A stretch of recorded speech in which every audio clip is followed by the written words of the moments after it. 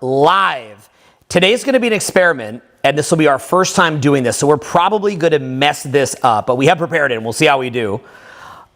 Going live on X, which is the new name for Twitter, okay? So Elon Musk purchased X, aka Twitter, and he's made this a really, really, really awesome platform. And so I thought to myself, why don't we take advantage of that? Why don't we support our boy and go on to X?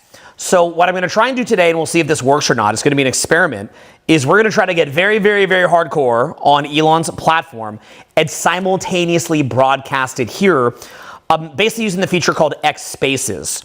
So what I'd like you to do right now is that if you're watching this, and I'll probably say this a couple times as we're broadcasting, is go over to x.com right now and follow me. My account over there is Owen Cook X. Couldn't get Owen Cook. I have that on Instagram. But if you go to X, the app, download the app if you need to. It takes 30 seconds off of the App Store. Or just go to x.com and then follow Owen Cook X. Hop on there, and then in maybe 3 or 4 minutes, what we'll do is we'll go on to the Spaces feature, which a lot of my friends who have huge, I've got a bunch of friends that are huge on X, massive, they're amazing. A lot of my best information I get in my conversations from these guys. I'll show you who they are when you hop over there. But anyway, Owen Cook X, go hop over there now, follow me, we'll start a Spaces session, and then come on and chat me, and then if this works, because we might have some technical difficulties our first time doing this, we're going to be rebroadcasting here as we go live, okay? So if you could do that, there's just 30 or 40 of you that have already hopped on. Go to Owen Cook X on the X app, and what I'm going to do is we're going to do X Spaces, and we're all going to have a chat, okay? So that'll be starting in just a minute. It should get pretty fucking wild. It should be pretty fucking awesome if we can get the fucking thing to work. So if you're seeing this now, by the way, as the broadcast after the fact, that means that we left it up and it worked, because if this doesn't work, I'll probably just delete it and try again. So if it's up, that means it did work. And then if you're seeing the rebroadcast of this tomorrow or the next day, then make sure that you also go to X and follow me, so that when I do the Spaces over there, we can get some really hardcore discussions. And it's going to be a lot of fun. Okay, so make sure that you hop over there. Also, as you're doing that, just as a heads up, www.selfhelpfreetour.com, as you can see right here, I'm going to be in Denver this week. LA, about 2 weeks after that, the LA event's going to be freaking massive. And then we're going to be doing some very small events in some of the small cities that we ever go to. Cities that this will probably be my last time touring there: Charlotte, Atlanta, Nashville, Portland, and Seattle. And these are going to be very boutique events. They're not going to be huge. They're going to, be a nice room full of people, but nothing crazy. So a lot of personalized attention in those events as well. I'd recommend that you fly in for any and all of them. Honestly, the LA one is 3 full days. All the other ones are 2 full days, but they're going to be really personalized. If you want to learn about how to build OG social skills, and you want to go hard, and we'll even go out later. If you would like to learn about money making, and if you would like to learn about spiritual growth and general personal growth, make sure that you come out to a live event and meet me in person. The networking there is amazing. You meet lifelong friends. There's groups all over my phone that met each other in these different cities that are still talking now. You want to get in a good group. Just being in the hallway outside the event is worth going to, just for the people who you meet. Really, really enthusiastic people at these free events. They're incredible. This is the kind of event that would cost you about $5,000 to attend. There's a powerful, powerful curriculum that we teach inside the event. It is an unbelievable curriculum that we go through for several hours, and then we go into your personal questions. I talk to you in person. I help you. I break you down. It's amazing. By the way, though, for any reason that you can't fly in for this event that's coming up, www.higherpurposeprogram.com is actually the best lessons from the free event. It is a step-by-step, bite-sized, very, very organized curriculum inside a free program. It's super duper sick. And sometimes what we even do is actually virtual free tours. And we're actually be doing a virtual free tours. It's this Saturday at like 3 p.m. I think it is. Yeah, the virtual free tour this Saturday at 3 p.m. I'm gonna do that here in LA before I head to Denver. And if you get inside Higher Purpose Program, you can get signed up for that. You can also get signed up for that for www.virtualfreetour.com. So you might want to write that down as well. Okay, so incredible event in person in these small cities, other than LA, of course. And if you want the best lessons from it, step-by-step OG social skills, some of my best content in there. Kind of program you probably pay maybe $600, maybe $1,000 to get, completely for free, and also the fundamentals of personal growth there. Some of my most hardcore content. Not going to be posting that stuff here, right in here, step-by-step. Really, really sick, okay? So anyway, looks like we've got a decent number of people on right now. So for all of you guys that are on right now, could you do me a favor? Go to my X account if you could. This is not just me cross-promoting. This is me actually trying to talk to you in person. Let's see if it works. We're going to do an X Spaces. So go follow me on X right now. Let's see. And I'm seeing some more people are following. Okay, so we just got this. Okay, it's Owen Cook X. You'll see it says new account. 500K combined followers. That's from all my different accounts on Free Tour, here, and Instagram. Public speaker on personal growth, 1 million plus students, events in 265 cities, 75 countries since 2002. That is my account. Just go hop over to X right now. Get ready for the session that we're about to do. We're about to do a Spaces, called X Spaces. My first time using this. So get ready, buckle up. We are about to go live on Spaces, and this may be a mess and it may not work, but I want to try it. So let's hop on and see if we can get anybody on there. I'd love to do some Q&A. Guys, let's go crazy, okay? Let's go nuts over on X. So let's give it a try. Ibrahim, let's see without further ado, this whole thing tanks. Let me say this, okay? If we can't get this Spaces thing to work, because there's a lot of we're worried about audio reverb and stuff like that, maybe I'll even leave this up. Go follow me on X, and maybe next time we'll get it. We'll go into a different topic today, but I'd like to try to do it today. Okay, so you just put up the X Spaces? Yep, it's on. Okay, has anyone joined yet? Hey, you know me, I'm so popular on X. Guys, hop in there into the X Space if you can, and we'll get some conversation going. We'll try to get it popping here, guys. Okay, so we have one person on so far. Rashid, if I pronounce this properly. Oh, we're getting some more people. Tom, Seho, New York, LA, Toronto. Tom Farnsworth. Nova, Philosophy. Okay, all right, we're getting some people on here. So by the way, if you're seeing the rebroadcast, make sure you go follow me on X, and maybe we could be on the next Spaces. But let's just get it going, guys. We are I know that X is free speech. Remember, though, that this platform is, based out of San Francisco. It's far left-leaning. So we want to talk about things where we don't have to nuke the video, okay? Because we could talk about it on X if it's just on X, but here we have to follow, whatever they got going on over here, okay? So that allows us to rebroadcast it. I think that's better for more people to benefit. If you want to play a prank and mess it up, you can, but then we got to nuke the thing, okay? So I'd appreciate a lot if you guys could keep it something that we can also broadcast on YouTube. And let's get it going. Let's go. This is fun. Something new, something different. All right. We can go with Seo. Seo, we're starting with you, my man. Let's get it popping. Well, and by getting popping, I mean, Ibrahim, figure out how to let him talk. At least you got the Spaces down. How do we let him talk? Oh, 1 second. Pull it up. Yeah, this is really our inaugural.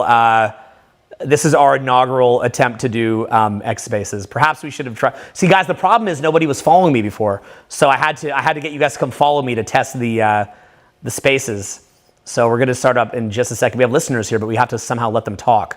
Or maybe he is talking, we can't hear it. I don't know what's going on, but just make it where people can talk if you are able to. Well, guys, here's what I'm going to do. I'm going to slightly stall, so don't waste your time as we talk, okay? And I'm going to tell you a couple of other things that are going on. By the way, that guy who you see the screen under, can they see the screen? Mike Benz. Definitely follow Mike Benz, who on X when you go there too. Mike Benz is by far my favorite account. He was part of the U.S. State Department, and then later went to, and he was also a speechwriter for Donald Trump. So if you'd like to follow somebody who I can personally promise you has a lot of very interesting things to say and very eye-opening, also go follow Mike Benz. He actually just started an Instagram account, and it's like a fresh Instagram. Mike Benz, B-E-N-Z. I think it's Mike Benz Cyber, but anyway, I'd follow him as well, okay? And then what I'm going to do while we stall, and just let me know as soon as you are able to get it, so take your time, I'm going to tell you a little bit about upcoming plans. I think that you guys are going to really, really like this, okay? Upcoming plans. So guys, in case you didn't know, I broke my leg. I have what's called a comminuted fracture. So I have a tib-fib break. Okay, it's called tib-fib, so both bones there. But I also have what's called I think it's a tibial plateau comminuted fracture. So it's a very, very bad injury that I got skiing. And the thing is this is like completely shattered. Okay, so you can even see like my leg is kind of atrophied. Okay, so I'm doing wheelchair. And funny enough, I've actually been doing monster parties here at the house and just in the wheelchair, but I'm also going out in the wheelchair. So I basically have learned how to press through the pity, okay? I have to learn how to push through the pity, and then I have to learn how to do my thing. It's pretty cool. So that's been kind of what I've been working on, is going out. So I'm actually going out to proper clubs. I literally have to like get out of my chair, hop upstairs like on my butt, bring the chair back up, post up on a chair, and then I just start talking to people as they pass by. It's been going awesome. So anybody who tells you that looks and money is the most important thing, well, I think legs might come a little bit before that. And I'm telling you, my social life is just as good, if not better, Maybe after a couple weeks because I was in the hospital. But once I got out of the hospital, same thing. It was pretty weird. The only difference that I noticed with the chair is that I have to press through the pity. That has been a big problem, is breaking through the pity. Because what happens is when I do it, start a conversation, what happens is they go, oh, hi, oh. And then sometimes they're even super nice to you. Like, they jump on your lap and start kissing you on the cheek. But it's a false positive, right? So like even if they're all sweet, like jump on your lap, kiss you on the cheek, laughing, rubbing your chest, it's a false positive because it's pity. So it's like they think that they're being, I'm not an Army veteran, obviously, but it's like they think they're being nice to a veteran. So that's not really very helpful. So I break through that with a lot of, literally, I just start making arguments. I figured their favorite thing to do is argue. A lot of teasing and just saying the word no a lot. No, like things like that, and then get a little bit of tension going, and then from that tension, then we start a conversation, and it just gets popping. All the social proof starts popping. It's sick. Okay, so you can still do it in a chair. I'd recommend that for any of you that have any issues around looks or money, go get a wheelchair and go try it. Do it in a wheelchair. And then if someone's really nice, you can go, you cured me, and stand up. I can actually stand up with one leg, so we played little pranks like that. Another thing going on, and by the way, this is a bit of stalling. How close are we? Oh, we're good now. Oh, we could do it. The other thing going on is that because I'm going to say this, then we're going to start. Because I'm in the chair, we're going to start doing a little bit of a show out of the house, and I'm probably going to stop doing free tours. So that's what I'm saying is like this thing here, www.selfhelpfreetour. Try to get onto this. Denver coming up, LA, Charlotte, Atlanta, Nashville, Portland coming up. Try to get on one of those while I'm still doing them because I'm probably going to stay here and rehab my leg. And I'm probably going to, I could potentially not fulfill courses in the future. So these I'm going to do for sure. They're already booked. Plane tickets booked, Airbnb's booked, everything. And then if you want to get in because you can't fly for any reason, but you want to see the main lessons, Higher Purpose Program is a sick course. We're even going to be doing a virtual free event this Saturday, which you can get in from here. You could also go to virtualfreetour.com? Yeah, you can go to virtualfreetour.com, but this will get you into the virtual free tour too. Okay, so let's go do some spaces, guys. Looks like there is more people on, we do have more people actually on X2. We actually, yeah, this is cool. Yeah, we have almost 200 followers since we just logged on. So that's kind of cool, and it'll be more. Okay, so then if you're seeing the rebroadcast, do that too. So guys, remember that even though we're on X, we're rebroadcasting on YouTube. Remember that YouTube is a far leftist platform. So just, if you wouldn't say it like in San Francisco, it is what it is. But maybe we'll do some separate, once we get some followers on X, we'll do some separate spaces over on X, okay? So that's kind of why we got to do it this way for the time being. But we're going to broadcast this simultaneously. It's our first time doing it.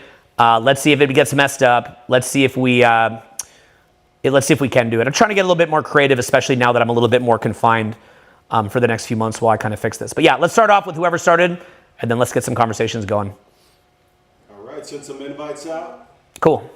Guys, Seho, Rashid, Omari, we just sent out an invite to you. Hop on to X right now and hop in spaces if you can. Owen Cook X, by the way. I'll send some more out. Cool. But also make sure I have some audio. Mm-hmm. You should be able to hear it. Okay. If not, I could always try through my phone too, I guess, if it's giving us a hard time. But I'd love to try to get it here. Hello? Guys, this is our first time doing it. Hello. Hello. I can barely hear you, by the way. Your mic is very low. Rashid. Amazing. We did it. You're our first ever X Spaces. Yes, but your mic is very... What's that, brother? Yeah, what's up, bro? Nice. So we're gonna do some Q&A. Try to stick with some Q&A that people could everyone could benefit from if you could. Your voice is back to low. It keeps like cutting out. Like when now it's back to bad. Maybe you're hearing it on YouTube and Spaces. Maybe turn off your YouTube. Because YouTube Live probably has about a 20-second delay or 10-second delay.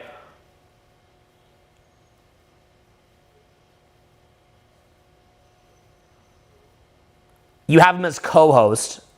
On the stream, your mic is fine, but I can barely hear you on Spaces. I don't know what to do, brother.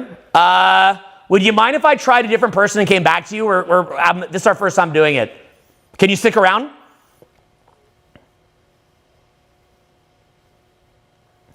He's probably right that it's our tech, but in case he's mistaken and it's just unique to him, let's try someone else. But Rashida, I'm going to try and get back on you. And you're still number one. Remember that. See how we do here, guys. People. All right, sending invites. Can you just invite anyone, and then whoever hops on first just grabs it? Cool. Yeah, guys, all you have to do is just accept the invite and you'll be able to speak. I'm just inviting everyone.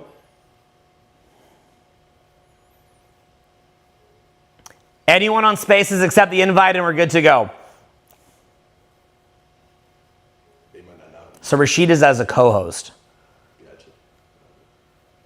Is that how you want to do it, as a co-host or as an invite, or how do you want to do it? Well, normally it's just a speaker. So all you guys have to do is just Bear, accept. bear with us, guys. Invite to speak. Invite to speak. All right, I'm inviting. Everybody's invited to speak. You guys got to we got to figure it out on our end. You guys got to figure it out on your end. We wanted to do it here on Spaces. Like, we could have just broadcast simultaneously via Zoom, which I've done in the past, but I want to do Spaces because X is an amazing platform. What's up, bro? Hey, how you doing, Owen? Good. Can you hear me? Yes, I can hear you. Amazing. So maybe that was just you. Let's do a little bit of Q&A.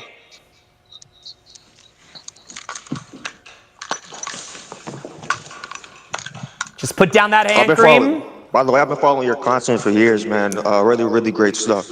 Yo, thank you so much, bro. Do you have any questions that you always want to ask that, keep in mind, we got to be YouTube friendly. X is wide open, and that's why it's good to start moving some traffic over there. But YouTube is right out of San Francisco, if you know what that means. So any YouTube friendly questions that we could do with that you always want to ask that you think other people could benefit from as well?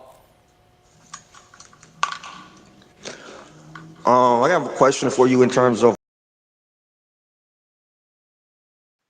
inner resistance and like finding consistency with things and like not being stagnated. What's that noise, by the way, as you're talking? My phone is trash, so I'm not. So that's probably what it is. Where are you based out of?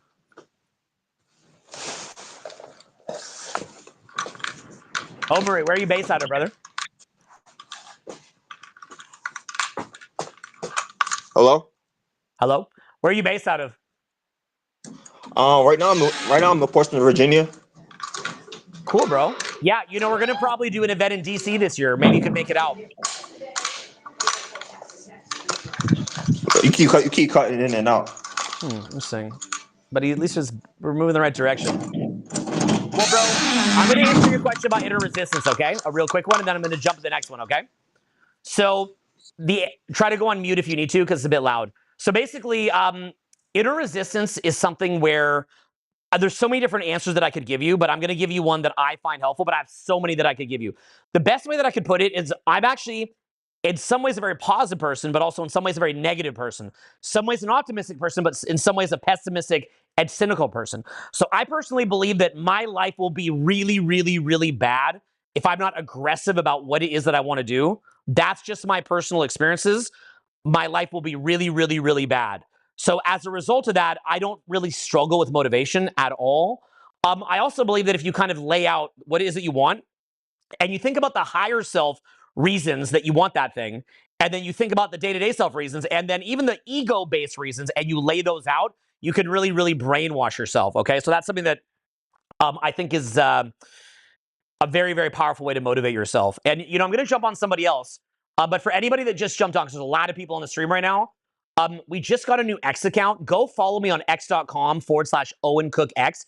Grab the app. And I'm doing this as a simulcast on YouTube, and I may do that a couple more times. But what I'd like to do is get enough people over on X that we can start doing some X spaces over there. So if you actually want to chat with me in person, even though it's like wide open over there, here it is more San Francisco type rules. So, you know, keep it San Francisco approved here because we're simultaneously broadcasting it. Which allow other people to enjoy the broadcast and so on and so forth. But basically, let's if we can get a lot of y'all, if you're seeing the rebroadcast, same things. We can get a lot of y'all to sort of hop over to X, which is AKA Twitter. Okay, go in the Play Store, the App Store, download the app, and then what'll happen is once you download the app, follow me on Owen Cook X. And then what'll happen is we can do some spaces. It's gonna be a lot of fun. Okay, so I want to talk to you guys. I want to meet you guys. We're gonna simultaneously broadcast it here. So let's hop in the next person. And then any more people hopping in, or how we doing here? So guys, I sent you an invite to speak. All you have to do is accept it and start talking.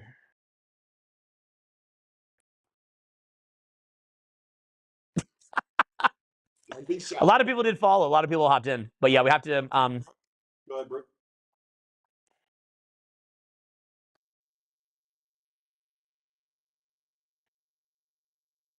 You hear me? You're up. If you're watching this rebroadcast, you do recall that we said we may have some challenges with this. What you should do is, Hello. Brooke, you there? Yeah, I can Brooke, hear you. What's up? what's up, bro? We're doing a little bit of Q&A to keep it entertaining for everybody. What's a question that you've always wanted to ask? Yeah, I was actually just thinking about that when you asked the previous speaker, and the first question that came to me is like the work-life balance actually real, or do you like organize your life in such a way that they're kind of intermixed and one just supports the other? Okay, Because this like is a very, usually very it good kind question. of So feels what like Brooke is asking, when Brooke, you I'm going go to start hard cutting on into one it. thing. Mm-hmm. Oh, Brooke, I guess we muted you. Okay. Brooke, actually finish the last bit of your question. I'm going to jump into this. So let him pop back on, and then let's. I just want to keep it going. Go ahead. Or I can just answer if it's hard to reset him on. Okay, we're just going to re-answer then. So we're learning how to unmute. Well, you muted him, right? So I could answer. Oh, Brooke, you're unmuted. Can you hear me? Looks like he's still muted. I'm taking a little picture. Okay. Was that me who muted it, No, it or was was it me you? because I was I'm trying to not jump. sure. So it's just that I just want to jump in your question and then we muted you. I'm sorry. Okay, okay. I just uh, wanted to be more clear with the question. yeah, go ahead. Did you catch what I said, or should I just say it again? What you'd want to talk about is work-life balance, and should you mix it up or go into immersion periods? Is there anything else? That would be enough for now. Yeah, thanks. So then we did have it. Okay, so look, let me explain it to you this way, okay? I understand that this is a very, very complicated issue, but the way that I built my money is at a certain point in my career, I was studying philosophy at Queen's University in Kingston, Ontario, Canada, and I was going to go on to become either a lawyer or a PhD student. And I was on that trajectory. So at a certain point, I realized it was actually Eben Pagan, aka David D'Angelo. He used to do these old school DVD sets, and he would put me on them, or he would offer to put me on them. And so I said, hey, listen, if I go on your DVD set, what's going to wind up happening is I'm completely committed to this course of action of coaching because a lot of this content is very counterculture.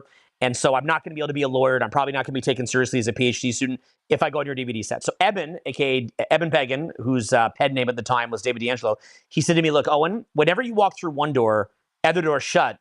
But if you just sit there at the beginning of your life trying to hold every single door open, you're stuck. So you've just got to decide, my man. You know, this could be something that's going to get you thousands and thousands of leads and people coming through your coaching, and you're going to break your anonymity.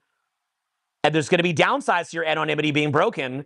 But on the upside of it, what's going to happen is you're going to have new opportunities. So I went in and I did the seminar for Eben. Okay, and so what happened was, and it's funny, you might even, if you want, you might even dig these up off of YouTube at some point, like old school DYD seminars. You could see some of this stuff. It's like pretty wild to see me when I'm younger. Although I don't know if that's gonna like pollute the screen or it does. Okay, well maybe you could find on your phone or something and like know where they are, and then you could just whip them up. But anyway, the point being is, yeah, I went on those, and as soon as I did that, I recognized, okay, I can't do PhD, I can't do law. I mean, I can, but I'm gonna have this hanging over my head. Little did I know in 2014 how much crazier it would get. Back then, it wasn't that big of a deal. Now it's psycho. But basically, what happened was I went to work like an animal. Okay, so what I did was I rented a house in Honolulu, Hawaii. It was oceanfront, and I worked like a dog from the moment I woke up. I'd wake up, I'd go do a little bike ride to get some cardio, and then I would work all day, and then I'd go do some gym, do a quick little round out of the clubs at night to keep my social skills sharp, and I go to bed. And that was maybe 45 minutes to an hour at nighttime in most cases. I'd go out on the weekend and do some live trainings on the weekend, but basically just work morning, noon, and night. Now, why you do that in your 20s is like, let me explain this to you, okay? I could get more done now in 90 minutes than I could in 16 hours in my 20s. But in your 20s, you are fucking stupid. Now, I say that to you not as an insult. I say that to you so that you believe in your potential. Imagine if right now in your 20s, you're fucking stupid. Well, imagine when you're in your 40s, you could get more done in an hour and a half than you could in a day in your 20s. Isn't that awesome? That's good news, not bad news, right? So it's not bad on your self-esteem. It's actually up. It speaks upwardly of your potential. So what will happen is you'll learn how to focus your fucking mind and you'll be able to get a lot more done. But the way that you do that is you've got to strengthen your mind. So, pardon me? Amazing. Thanks for that. That's really good feedback. That's really good feedback. Did you want to load a David D'Angelo clip? Okay, you're still okay. Yeah, Owen, Dollar dating. Okay, you might want to catch. You might see some fun stuff in there, some old school stuff. But anyway, it doesn't matter either way. But I mean, it's fun to see me. You know, when I was starting and I was on other people's video. So what happened? So the thing is, what happens is like for example, like I've talked a lot about when I went in the recession in 2009, 2010, 2011. Or mostly 2008, 2009, a bit of 2010. But I remember like fighting through the recession, being so much in debt, no clue what I was doing, like debts racking up, dirt poor, living in poverty, having to move out of Hawaii, came back to LA. And I remember, you know, now, like if there's a recession now, it doesn't matter at all. Okay, like if there's a recession or even a borderline depression now, I kind of know what the instrument panel looks like. I go burp, burp, and then the recession goes away. It just goes away. Okay. I mean, from 2020 to like 2024, I basically only worked about 2 months a year. And even though we did a lot less views on social media, our company was healthier, me working 2 months a year than working 12 months a year.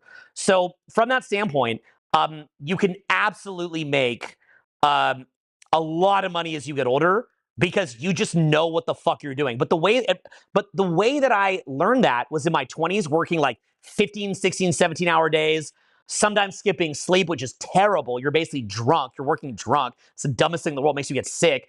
I worked until I would get sick. I just worked and worked and worked and worked and worked. And I'm not saying that to make people feel bad for me or to self-justify my existence. If they're like, I hope that my son Dylan and Tristan, Vincent too, but he has autism, so I don't know if he'll ever like have that path or not. We'll see how medical science advances. But basically, like for sure for Dylan and Tristan, like I think that what I'm going to show them, they're only going to have to work 2 or 3 months a year. I don't think that they have to work all those hours, but that's because I can show them how to elevate their state of mind to the point that they can be highly, highly effective. The problem is, okay, and this is kind of subtle, the reason why it takes you so long to get rich is because you're in love with poverty, and it takes pain to say fuck poverty.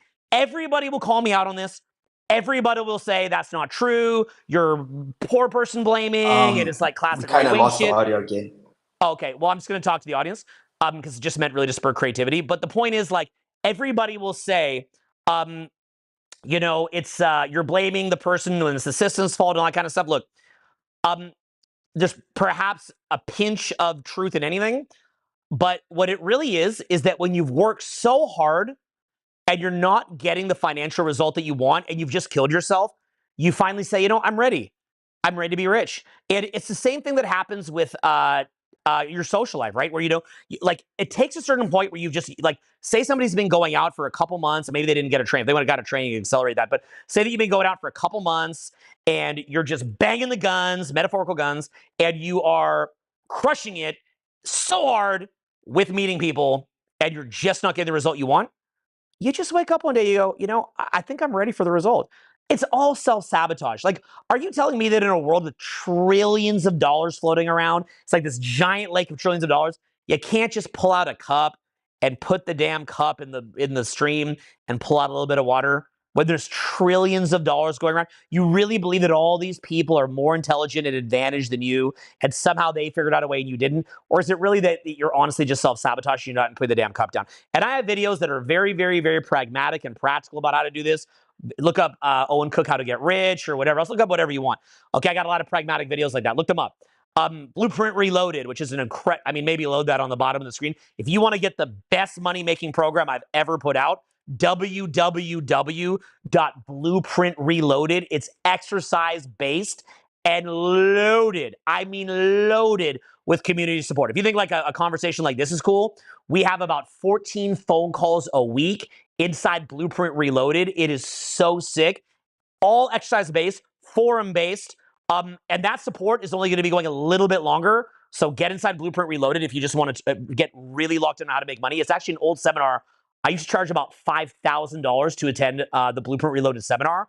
And the reason we call it Blueprint Reloaded is, first of all, a nod to the original Blueprint Decoded, but also because it was that much work that went in it. I put about a half decade on this one, but it's iterated, runs about 80 hours of the full version. But in addition to that, it's meant to reload the maps and blueprints in your brain with marketing advice, OG social skills advice, spiritual tapping in, trauma release, how to find your purpose, how to motivate yourself endlessly. Everything that you could think of is in anything you need in that seminar. I think that that's the best seminar in personal growth right in there. And I stopped teaching it, but I thought, fuck it, we'll release the 80-hour version of it, the full version. And likewise, you don't even need to be there in person because you have the actual support and you have the actual, you have the support and you have the forum. So it's loaded, okay? And that support and forum will only be there a little bit longer. So grab Blueprint Reloaded if you want to learn how to make cash, but also OG social skills and all that. Exercise driven. It's very results driven. If you don't get at least 10x the result as far as your understanding and ability to execute on the best paradigms, refund the fucking thing. Seriously.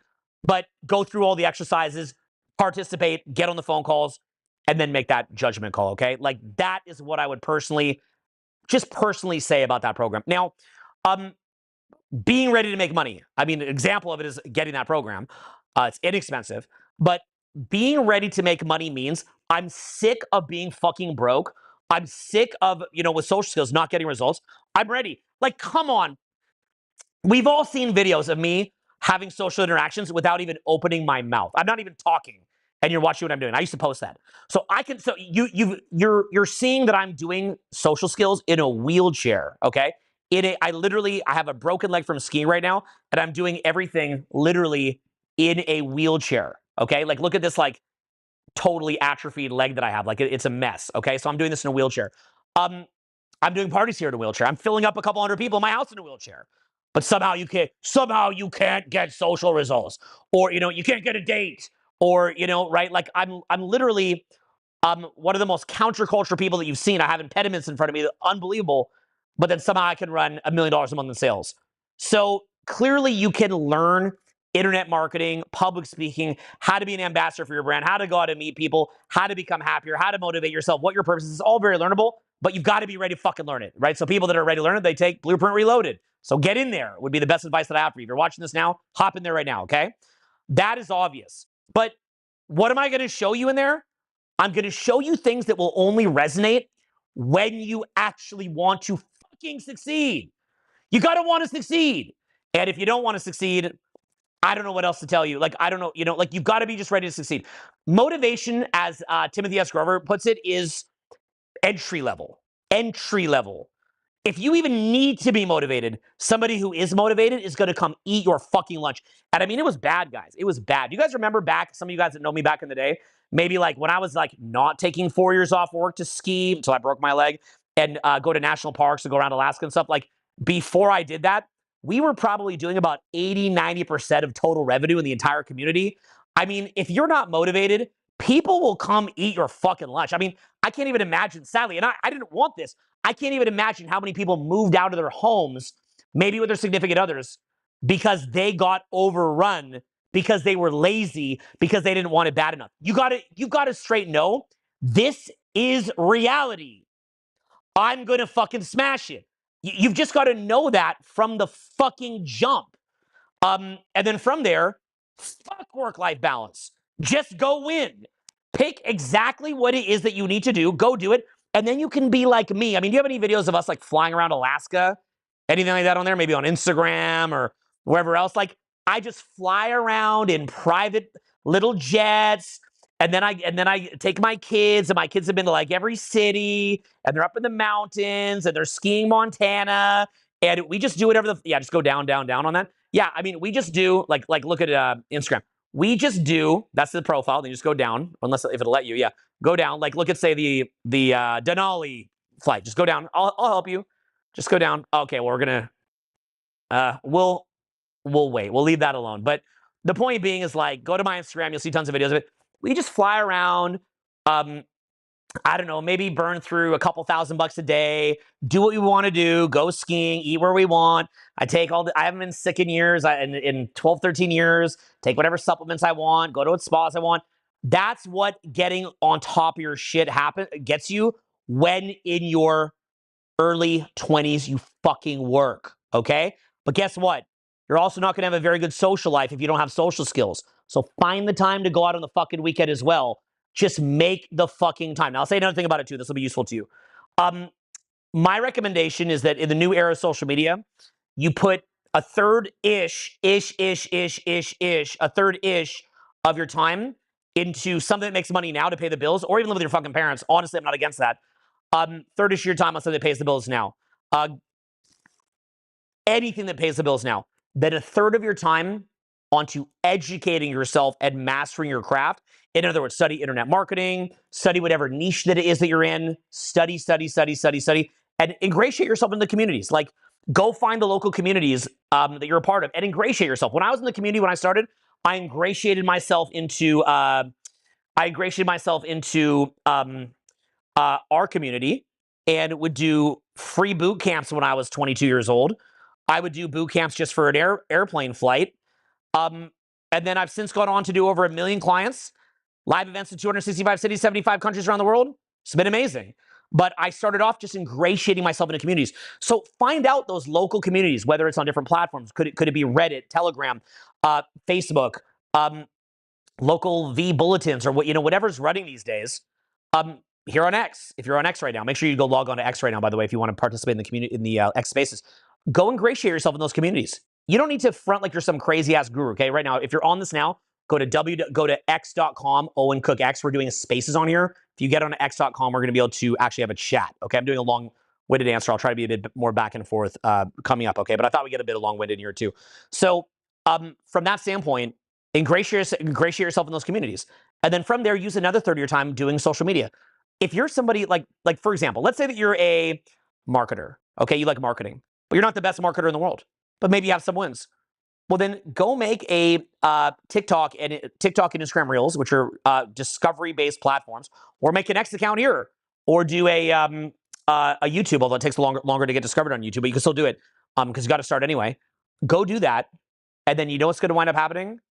You're going to blow the fuck up eventually because you're planting seeds. So you want to put about a third of the day into eating and sustaining yourself, a third of the day into educating yourself massively and building your fucking craft, sharpening the sword. So eventually when you start sawing, it's actually sharp. And then otherwise you're just sawing with a dull sword, bang your head against the wall and desperate and it's frustrating. And then from there, what you want to do is spend about a third of your day doing social media. And again, I teach all that in Blueprint Reloaded, how to do social media. It's amazing in there, okay? So if you actually want to learn about social media, www.blueprintreloaded.com. Get inside that program. It's fucking amazing. You're going to learn a shitload. Do that. And then that's how you start making money. Fuck all that balance shit. Just the balance is win now, have funds, build it up, and then you can retire at 40 if you want to. I kind of did retire at 40, right? I kind of just have more fun with this now. I'm not under pressure. I don't have to manage a big instructor staff. Like everything's fucking easy now that I'm older, okay? My biggest stress is like what vacation to do next. Now, or whatever pressure I put on myself for great content. But anyway, other quick thing, by the way, if you're on here now and you just logged on, go to x.com. We're going to log on to X Spaces. So, because we need to have enough people over there that we could run a really, really wild Spaces, okay? So let's see. We're getting seeing the followers going up. This is good. Thank you. Thank you, bro.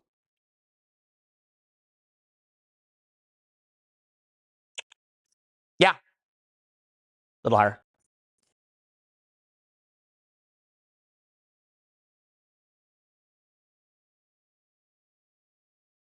Social life, yep.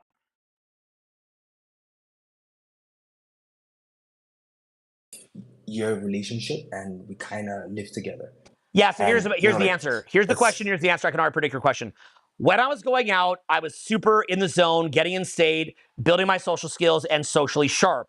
Now that I'm in a relationship, even though I absolutely love the woman, I'm losing my social skills. Also, the fact that you're losing your social skills can cause her to lose attraction for you. The answer for that. Okay, but I might answer that question too. It's the most common one, but you can tweak it. Let's go.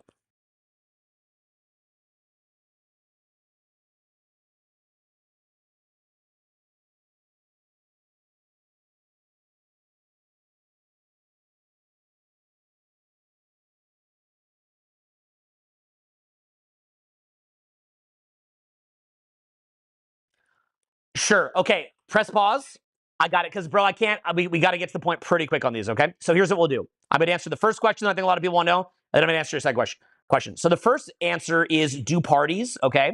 So in other words, always have a party going. I don't care if it's a poker game. I don't care if it's a water slide in your backyard, like a slip and slide. Taco fucking Tuesday.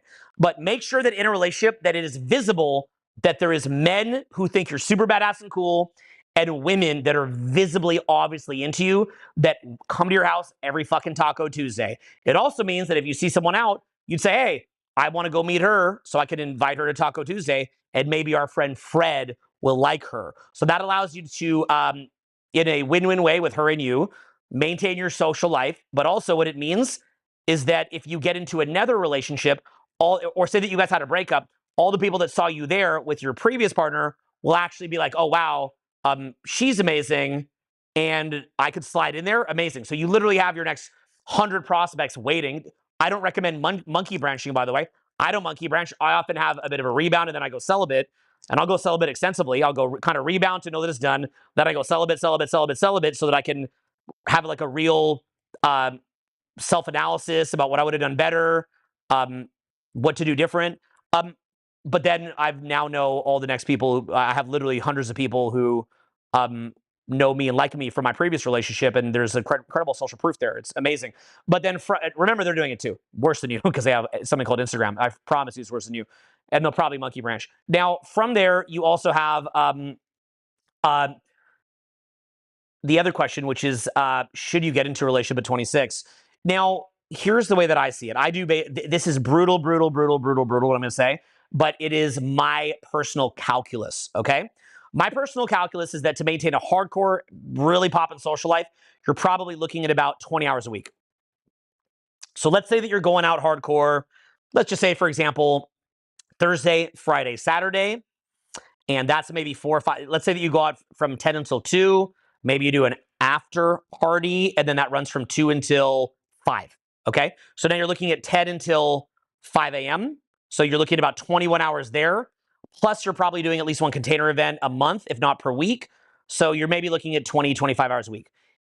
This is very brutal to say, but a relationship for me has to at least cut me off some of that time.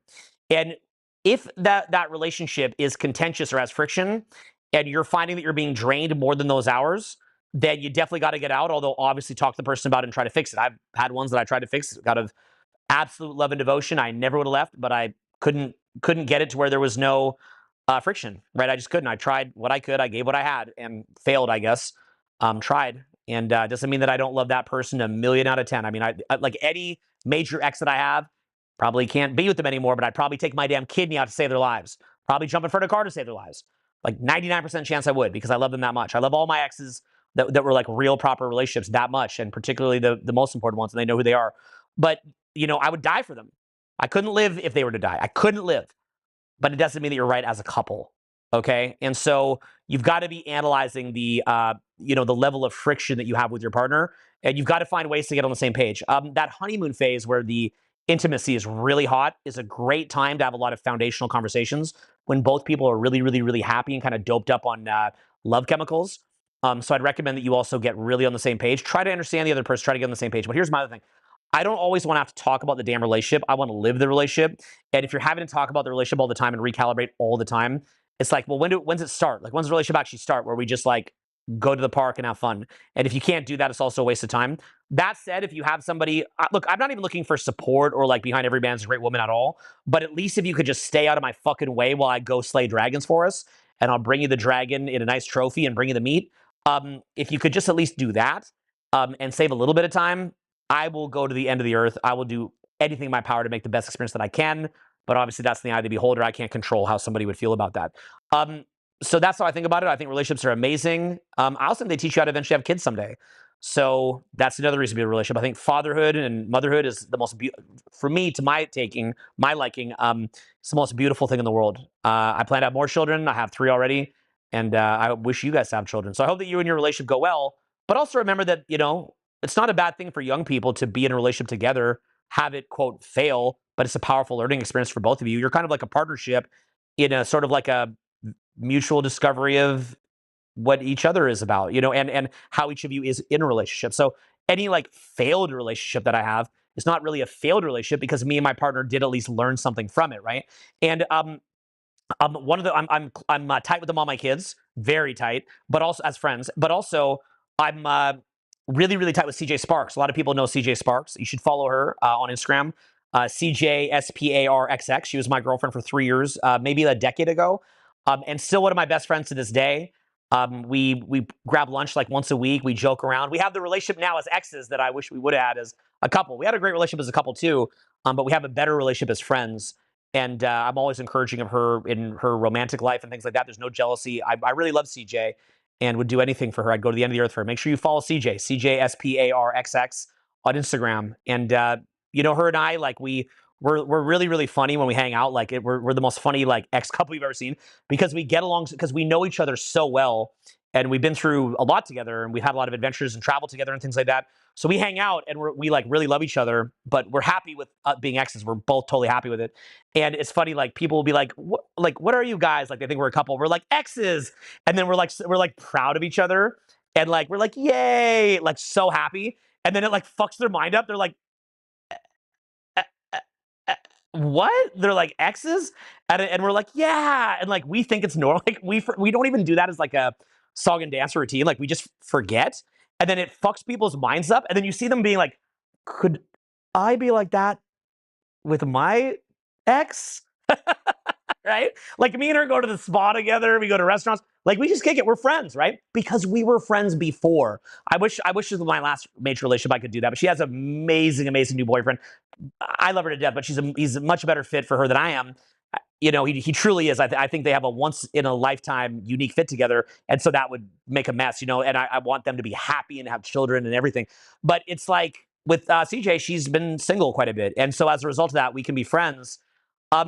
And that's because we view each other as partners in a learning curve. We view each other as BFFs in many ways. Maybe not like the best friends in the entire world, but we're really tight, and we're proud of each other. So it's just one of those things. And I'd rather spend time with her than a new girl because she was like a new girl to me. I don't trust a new girl yet. Doesn't mean I'm not open minded, but I don't trust them yet. They haven't put in 3 years. So I'll buy more beautiful gifts for an ex-girlfriend.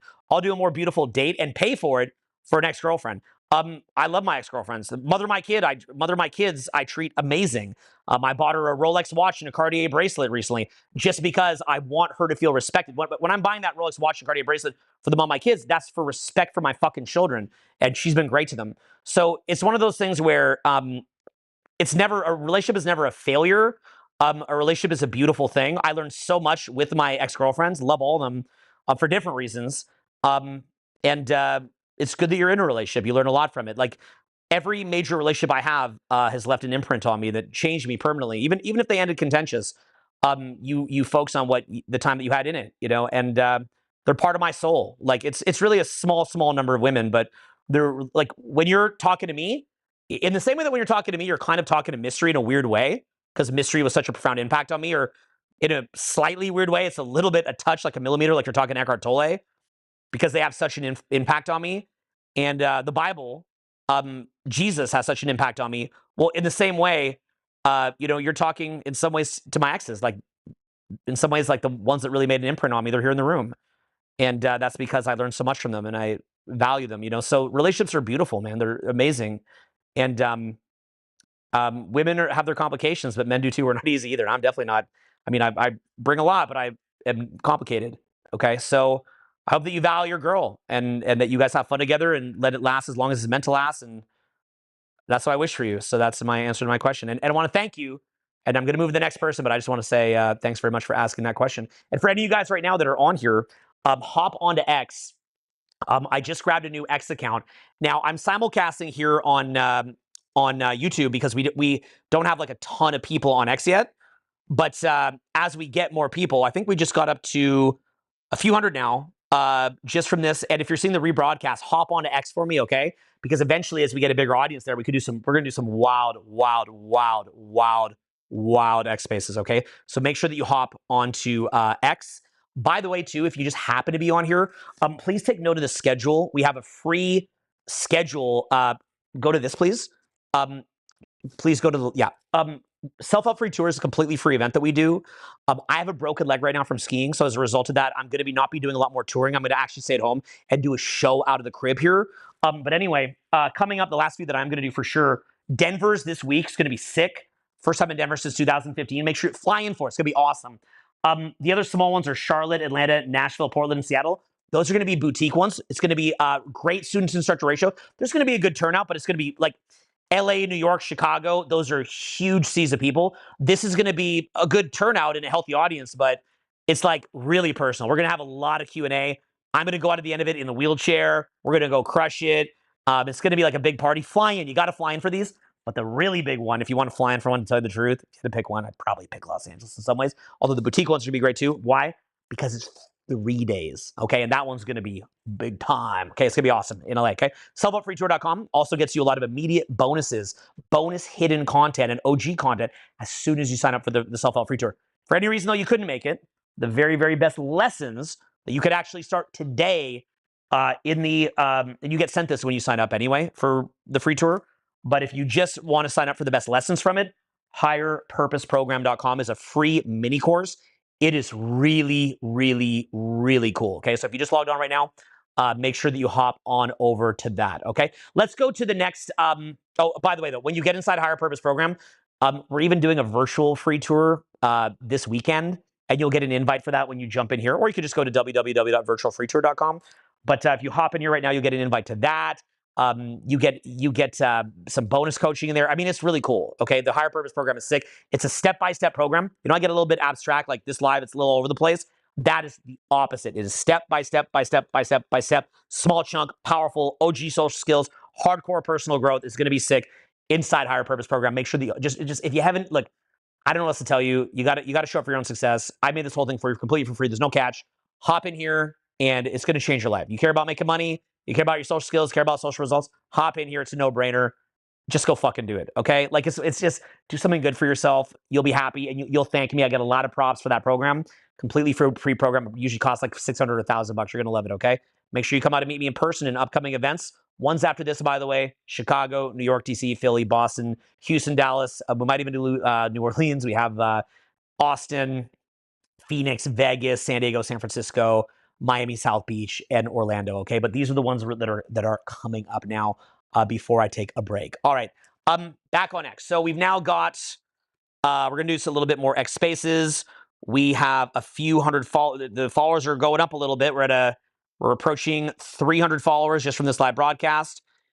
Do me a favor. Let's try to get it where by the time that we repost this broadcast, we can get this like 500, maybe getting towards 1,000. Like I'll pester you here a little bit on YouTube. We get towards 1,000, we could do some wild spaces, okay, over on X Spaces. So please just hop over to X Spaces. Just download the X app, hop into X Spaces. It's going to be awesome, okay? All right, so let's get another question and keep it San Francisco friendly because we are broadcasting on YouTube, okay? Otherwise, got to chop it. And let's see who's up. Invite somebody in, and we'll do our next question. Thank you guys that are watching this broadcast, by the way.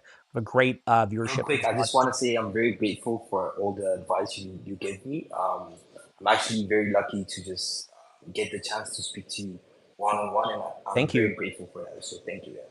Thank you, bro. Any questions?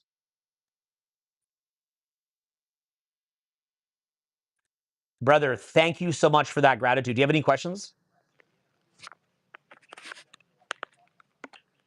I'd love to get a question from you because I appreciate your gratitude. Anything on your mind? Philosophy of Jiu-Jitsu, you're up. We'll come Okay, back to so my thing. just a bit of feedback for you guys. Mhm. When you go onto the computer, like when you are, I'm speaking to you, the mic is off on this side on the Twitter space. So I think to best leave the phone with Owen, and then you can work on the tech side, so we can also hear Owen on the phone. That's just Got it. And you're probably feedback. getting a delay, right? Because YouTube Live has a bit of a delay. That's what's happening. Cool. Do you know how to get it to? Can we maybe tweak it for next time to where the mic goes into the spaces? Tweaks. Got it. More tweaks next time. Okay. Well, we'll work with what we have for now. Okay, brother. Ask your. You know what Hello, we'll do? can I make Here's a the key. question? Ask your as soon as people come on. I'm just gonna go ask your question, and we can get the question. That way, we don't need a lot of dialogue for this one, but we can at least keep this rolling. That'll be kind of cool. Okay, what's your question, bro? Got it. More tweaks next time. Okay. Well, we'll work with what we have for now. Okay. So, guys, as soon as you come on, just ask your question right away because it'll be on delay. Okay. So that's what's happening. Can you talk to him through the speaker there? Go ahead. And then just keep rolling. Transcend. Next up, we'll do a question. It's our first time doing this, guys. I mentioned this at the start of the live. So this is technical difficulties, but we'll laugh at this one later when we get it down. Carl? Can they hear you? I got a quick question if I can ask again. Do it. Yeah, so I hear you speak about spirituality a lot, and that's something that kind of resonates with me as well. So I just want to get your perspective on like the third eye. You know, I live in LA, and so he asked about the third eye. I live in LA. A lot of people are very into the idea of the pineal gland. There's even like people back in the day, like I think it was Weston Price that would call it like activator X, and they would tell you to get like some kind of fish oil, some specific kind of fish oil that would like open the pineal gland, different foods that open the pineal gland, different foods that block the pineal gland. I don't really have a frame of reference for the pineal gland. I wish I did. You know, I wish I had a better answer for you. My friends like Aaron Dowdy, who's really into this sort of subject matter, could have an amazing answer. Maybe look up Aaron Dowdy, or a lot of people like Infinite Waters, Ralph Smart. So, and I think he's really fun. I don't catch his content, but he's really fun. One of the OGs back when like YouTube was kind of starting. So, anyway, I can tell you that when I'm doing public speaking, it does feel to me like I'm channeling, but that doesn't mean that I am. Maybe I'm just so much in unconscious competence at this point. But it feels like I'm channeling something. So maybe that is the pineal gland. I don't know. What I could tell you is, I guess a lot of the foods that they would say unclog the pineal gland are probably healthy foods, and probably a lot of the stuff that they would say would clog it are probably unhealthy things. So from that standpoint, I think that's great. I definitely have a lot of really, really, really powerful intuition that I've been fortunate to cultivate, but I'm not sure if that's pineal gland or if that's just a lot of social experience, or if our creator perhaps provides that to us. I don't know, but I wish I had a better answer for you, man. I would, I'll have to do some digging on that pineal gland thing, because it's I wish I had a better answer. But just whatever's healthy for your pineal gland, if it's not too crazy, probably be a good idea for your health in general. And thank you, bro. We're gonna go on the next one. We're just gonna jump on the next one because he's on a delay. Can they hear me Hello? though through that? Okay, so Can I they can ask hear me the a little next bit. question? Go for it, brother. Yeah, next I can question. hear. If it's on delay, you can also jump to the next one. Yeah, it's a delay, like 3 seconds. What do you think about semen retention and Corazza? It's make Well, for the full answer, we need my good friend Sid, who's sleeping, and to get on this thing, because okay, so Sid would tell you that anytime that he faps, that he calls it the fap demon, and he says he feels like a demon on his brain after he wanks it. But he doesn't get that from sex. In my case, I find that I'm actually a little bit more dopey from sex, really good sex, like I've been having lately, to be honest with you. Ooh, that makes me a little bit more dopey.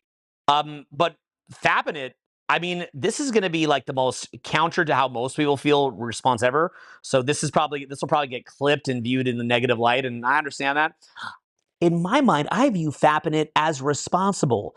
It means that you can get, if you have a high sex drive and you want freaking blue balls, you got to get back to work in like 5-10 minutes. You don't got to call someone over. You don't have to go through a whole song and dance. You don't have to do anything. It's just boom, it's done and back to work. Having someone over, it's quite an adventure. Unless your partner is looking to do it real quick, maybe a fellow entrepreneur or something.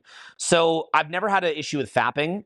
Also, I believe that some people run a little more hot metaphorically, and some people run a little bit more cold.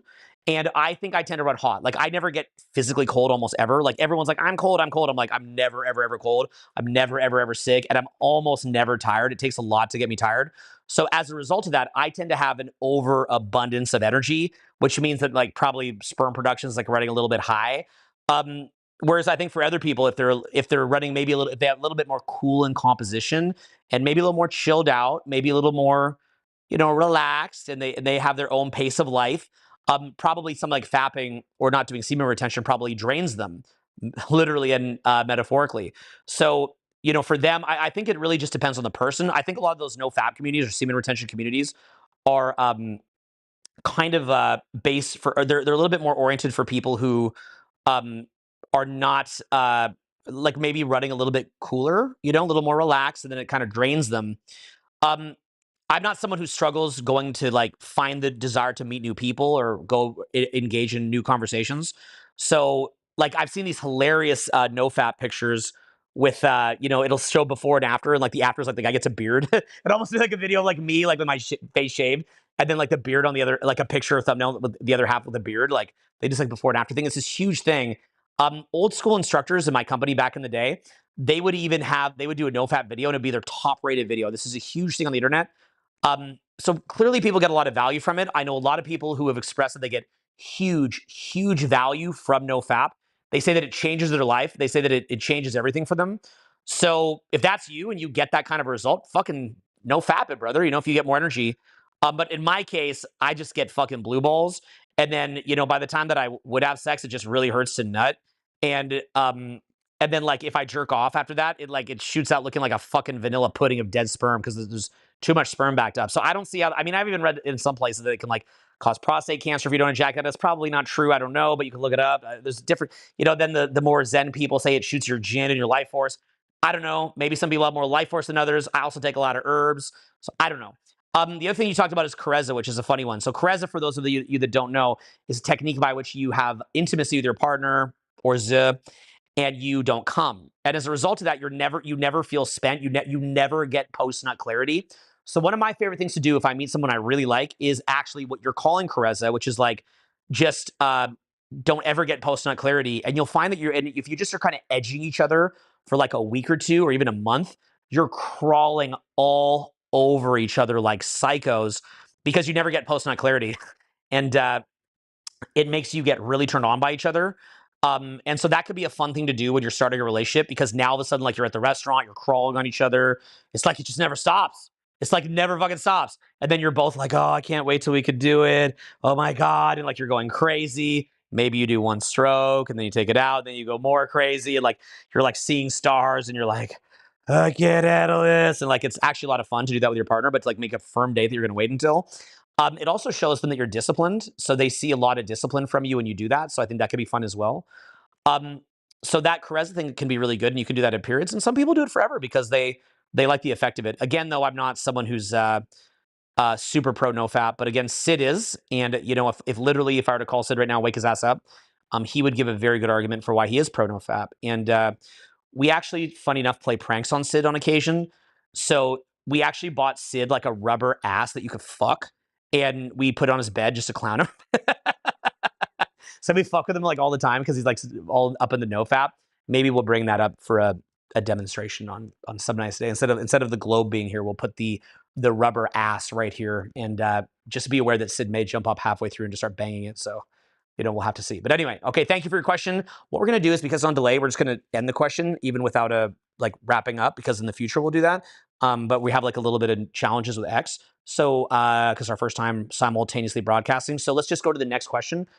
Whoever does the next question, please just ask your question. Make it a good one that anyone can learn from. And then I'm just going to smash an answer and we'll kind of leave it there. That way we're not trying to talk back and forth with dialogue with a delay. And I believe that most likely by the next broadcast, we will probably have a solution for dialogue. It's our first time doing it. Also, please, if you're watching right now, do me a favor. And if you're watching the rebroadcast, you've heard this 1,000 times. I'm sorry, but there's a lot of people watching this right now. Popular live, I guess. Please go to x.com on your phone or get the X app and follow me at Owen Cook X. That way we can eventually, as we get, I'd say when we get over 1,000 followers over there, what we'll do is we'll do some really, really wild conversations over there. And likewise, if you just jumped on, remember to get out to the free events that are coming up. We've got some amazing free events right here in Denver, LA, Charlotte, Atlanta, Nashville, Portland, Seattle. And if you want the best lessons from it right now, just from the jump, hop into Higher Purpose Program. It's a free, completely free program that has the best lessons from it. Okay, very, very, very incredible lessons that you'll get in there. Okay, so let's go to our next X spaces question, and then I'm going to hammer it out. Let's rock and roll. It could take a second, guys. Bear with me because we're just getting the technical difficulties down. Owen, do you think like focusing on studying power of now releases trauma, social anxiety, and neediness? Well, the question that you asked and the way I took it, which was really funny. How you asked that, when I said to make it quick, you definitely nailed it. Okay, so one thing that Julian points out a lot is that there is a difference between, straight up trauma release. By the way, sun's rising right now. Do you guys see that beautiful view of Los Angeles? It's the sun's coming up. Soon it's going to, if you can show the view of LA in the window there, the sun will come up. Soon that'll burn the ice on the camera and we won't be able to see it, but it's a beautiful morning. Anyway, one thing Julian would point out, trauma healing is a bit of a different process than just getting present. So definitely, if you're more present, you sort of transcend your trauma. In my experience, getting present at the moment means we're not focused on the past, we're not focused on the future, we're right here, right now. So when I'm being very, very present, the last thing bothering me is trauma. I just feel peaceful. I feel good. I have access to my faculties. Amazing. But specific trauma release, I think, is valuable. And people would have different opinions on trauma release. I'm just going to give you mine, and it's okay to have a different one. My opinion is that we're not always going to be present 100% of the time.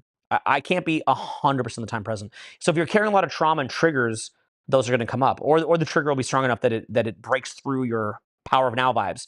So that's where trauma release comes in. And that's things that, like what we've taught with Julian over the years. And we have a trauma healing company. It's a very successful business, does millions a year in sales, very, very, very successful.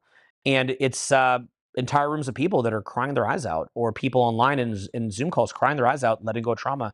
And I did one-on-one trauma coaching 4 or 5 days a week for about 2 years. I spent a couple $100,000 on it. That's why I was motivated to be involved in the Transformation Mastery message. I think it's amazing to do trauma release. It made it to where, like, one of the most simple things that I got out of trauma release was, like, I remember back in the day, if I didn't sleep well, man, would I get in these horrible, horrible, horrible moods. It was just terrible. And what wound up happening was when I did trauma release, that actually stopped happening. And the only downside of trauma release that I've experienced is I'm almost never in a fucking bad mood. And as a result, and the result of that, me being almost never in a bad mood, is that almost everyone else that gets in a bad mood, I get confused. Really, really bad stuff can happen. Bad, horrible stuff. And I'm just kind of laughing, and I don't take it that seriously. And unfortunately, if you remember back when Dwight Howard, who's had some interesting challenges, but Dwight Howard played with Kobe Bryant. Kobe's more like serious and angry, and that's his view. And I'm a big Kobe fan, but I like Dwight. So, Kobe's more angry. Dwight's more happy. But Kobe was a better player than Dwight. We know that, but that's also like related with other things too. As much as Dwight's approach in basketball is obviously not as good as Kobe's, I find that in entrepreneurship or regular life, I like Dwight's approach. Like, you can laugh and be happy and still take your team to the NBA Finals like Dwight did. Perhaps it takes anger to win 5 championships like Kobe. I don't know, but I think we've won some great championships here, and that was not driven by anger. Sometimes people try to motivate me with fear or anger, and I just feel like I'm being poisoned. So I like to be motivated by joy, creativity, possibility, synergy, togetherness. That's not cliche. That's not me like, I like to be motivated by joy and synergy. Like, it's not even like that. Like, if you're around me for like a month, we're gonna laugh. We're gonna have joy. We're gonna have like real joy, like a lot of fun. I'm very grateful. Like, guys, I'm so grateful that even when I got in my ski accident recently, like literally I'm in like a wheelchair for like at least half a year, and who knows how long, could be forever for all I know. I don't know. Shouldn't be, but who knows? Literally, like the nurses and the doctors were shocked that I was happy.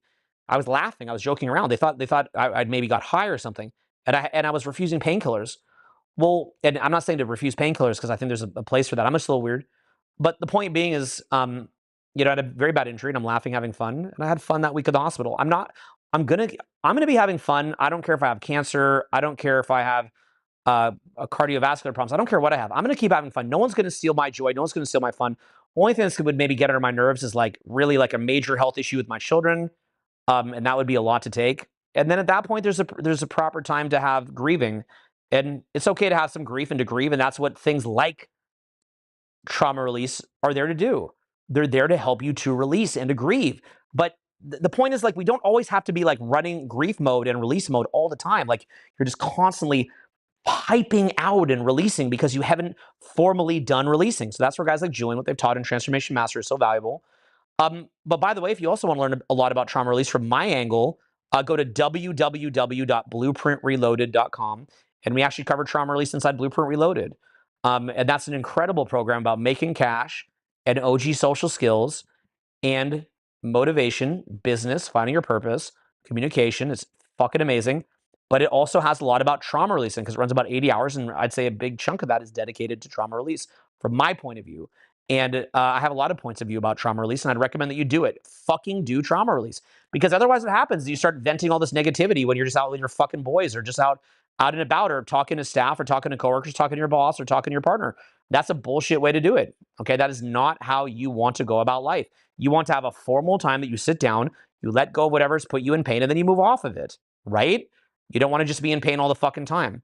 So from that standpoint, inside Blueprint Reloaded, we cover that. I'll be covering that. I could do a little bit of release work on one of these lives. So make sure that you hop in there, okay? And I hope that helps you. We're going to go, I'm not going to do a response or dialogue on this because we're on a delay and we're learning the tech. But please, if you're just new on here, hop over to X, get the X app. Let's get me to 1,000 followers on X. And what we'll do is once we get that, we're going to do some wild spaces over there, really off the wall. But in the meantime, we're simulcasting here on YouTube. And so we'll do some self-help stuff here. And if you hop over there, you can get on the spaces and we can chat. Okay, so please make sure to hop over to X if you just logged on because there's a lot of people on this live right now. Okay, much more than average actually.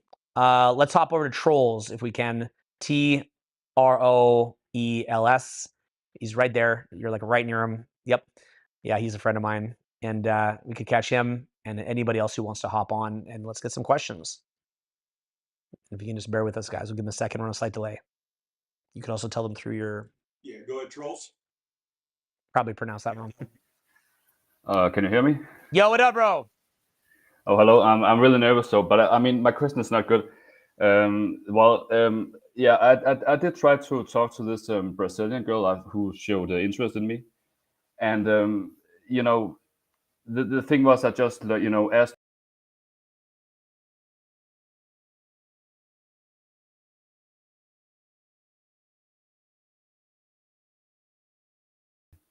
So okay, I'm not, so I just this don't cut a really little know bit. what to Is this in a relationship yeah. or someone that you're seeing? So you started approval seeking, and then you got shamed. Did I hear that correctly? We're on a slight delay. No. We're just like co-workers, but she did seem to be a little bit interested, and and all that. But then I just like tried to be very formal and ask a lot of questions about Brazil. The questions were not bad, you can say.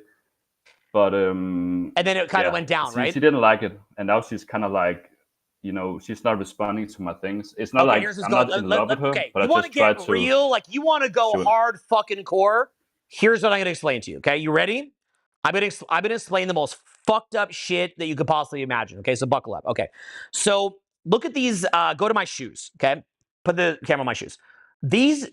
I'm an idiot. Okay, if you want a personal proof that I'm an idiot, look up Air Jordan 1 Travis fragments. Okay, do that on go to Google right now, Ibrahim. Like right now, go to Google, load up Google, type in Air Jordan 1 fragments, and you're gonna get proof that I am an idiot. And I'm gonna show you the difference. You don't need to go to Google. You could just do it right on the top. You don't have to actually go to Google. Just go Air Jordan 1. Yeah, Jordan 1. Yep. And then it doesn't have to be perfectly spelled, and then put fragment. Okay, so get ready to see what an idiot I am. Okay, so does that show the screen? Let's get Google on the screen up. Okay, so do you see the price there? The high tops can run like 3,400. The ones that I'm wearing, that's listed. You want to know what's funny? That's listed as 1,000. But if you go to goat.com, go to actually goat.com, like just pick any one of those. Yeah, go to that. And that's because it's probably an off-size one. But if you go to look at the bottom, look at the price on the bottom. Size 14 is 2,900. Go to the left, like the sizes. That's actually the sizes there. Yeah, the 16.5 is 10,000. Go to the other side. See where it says 13.5? Look at the sizes, Irim. Yeah, keep going, but go to the other direction. Okay, look at the price. Keep going. You got to just keep going, my man. You just go left, left, left. Other way, other way. Okay, again. Okay, so the 10.5s that I'm wearing are $2,100 for a stupid pink laced pair of Air Jordans. Okay? So stupid. I am officially a fucking moron. Now, load up, go Rolex Daytona green dial. Okay, type that into Google. Rolex Daytona green dial. Okay, you want to talk stupid. Okay, this watch here, this is like a rhodium Rolex. Okay, just don't go anywhere. Look at, see where it says, can they see the screen? Okay, see where it says on the right side of that, $95,000. Okay, that's the watch that I wear in these videos. It's the green dial. Go back. Okay, now we'll go back. Okay, now type in black dial. Okay, you had it right there. Okay, now just type in black dial. Okay, so watch this. Okay, you want to this is going to show you why they're not calling you. Okay, now it's right there, 38,000 for the black dial. 60,000 fucking dollars from black dial to fucking green dial. What the fuck? And I bought it. What the fuck? Just type in Nike Air Jordan 1. Nike Air Jordan 1. Jordan 1. Enter. Look at the one on the left. $140. But look at the one in the middle. That's more expensive than mine because it's probably the Off-White. Yes, the Off-White Chicago. $10,000, okay? What the fuck? What the fucking fuck? Why the fuck do people pay more? Go back to X Spaces. Here's why. The reason why people pay $2,000 for a pair of fucking shoes or $90,000 for a watch, if they're rich, they're not rich, so they shouldn't do it, is because it's rare. Okay? It's rare. And as a result of that, it has cachet. No girl will ever know what those shoes are, and I can promise you, no woman has ever known what the watches are. But you want to know who does know what the stupid, not even good looking, not even looking even better than a regular Jordan, pink laces Jordan? You know who knows about that? Rich people. Rich people who sign up for one-on-one mentoring for high ticket.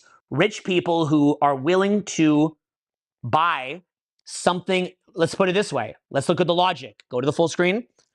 Go to the full screen. Go to the full screen.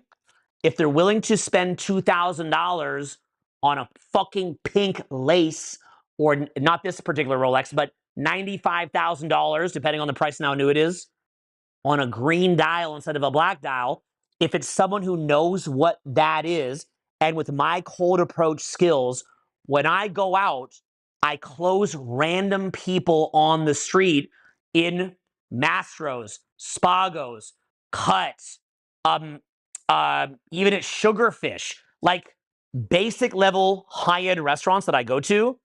I walk around, and then other idiots like me go, yo, you got the fragments, bro. Oh, damn, you got the green dial. Right? More girls would know what the cheaper Rolex, this watch is maybe 10 or 20 or something. More girls would know what that is because at least it looks more like a traditional Rolex. The other one, girls don't even know what that is. The truth is, women don't even know what a fucking Rolex is. You could wear a completely fake Rolex. They wouldn't know shit. They don't know anything because they don't care about that. You know what they would like? Here's what they like. Point at the back. Show me the back. They like shit like that fucking Vibes poster. They like, you want to know what girls like? Go on the front screen. They like the fucking teddy bear behind me. See the panda bear? Or the giant pillow pit. Is there any way for you to show your phone up there to show what we have going on up there using your phone? Or is there not? Probably not, right? Probably not. We'll do it. Oh, really? You could do it? How would you do that? You sure? Maybe get a video and then you post it? Is that what you do? Well, anyway, yeah, let's not fuck up our whole live over it. Okay, but if there's a way to do it for sure, then we could do it. Look, the big wall of pillows upstairs with a 10-foot tall, whatever the fuck it is, teddy bear that costs like $100. That's what girls like. The teddy bear girls like. Look at the lights up on the fucking walls. That is what girls like. See the lights in the corner over there? That's what girls like, okay? If I wear like a feather boa, that's what they like. You know who likes Jordan fragments and who likes green dialed watches? Insecure men who are down to throw down on expensive shit. And the reason that they're willing to throw down expensive shit is because it's rare. You can't get it. So they will line up in order to fucking get it. It's not normally there, okay? I happen to use it as peacocking for rich dudes. Because the way that I keep, how do you think I can afford to do a free tour? Okay, where I probably do about less than 2-3 minutes of sales, the whole fucking thing. How do I afford to do free videos or things like that? It's a lot of people that actually have money that are high ticket to support that.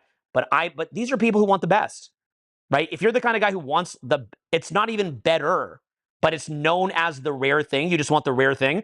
You buy the stupid ass pink Jordans. Oh, nice. Okay, you can go upstairs. We can show. Yeah, look at the monkey hanging off the side.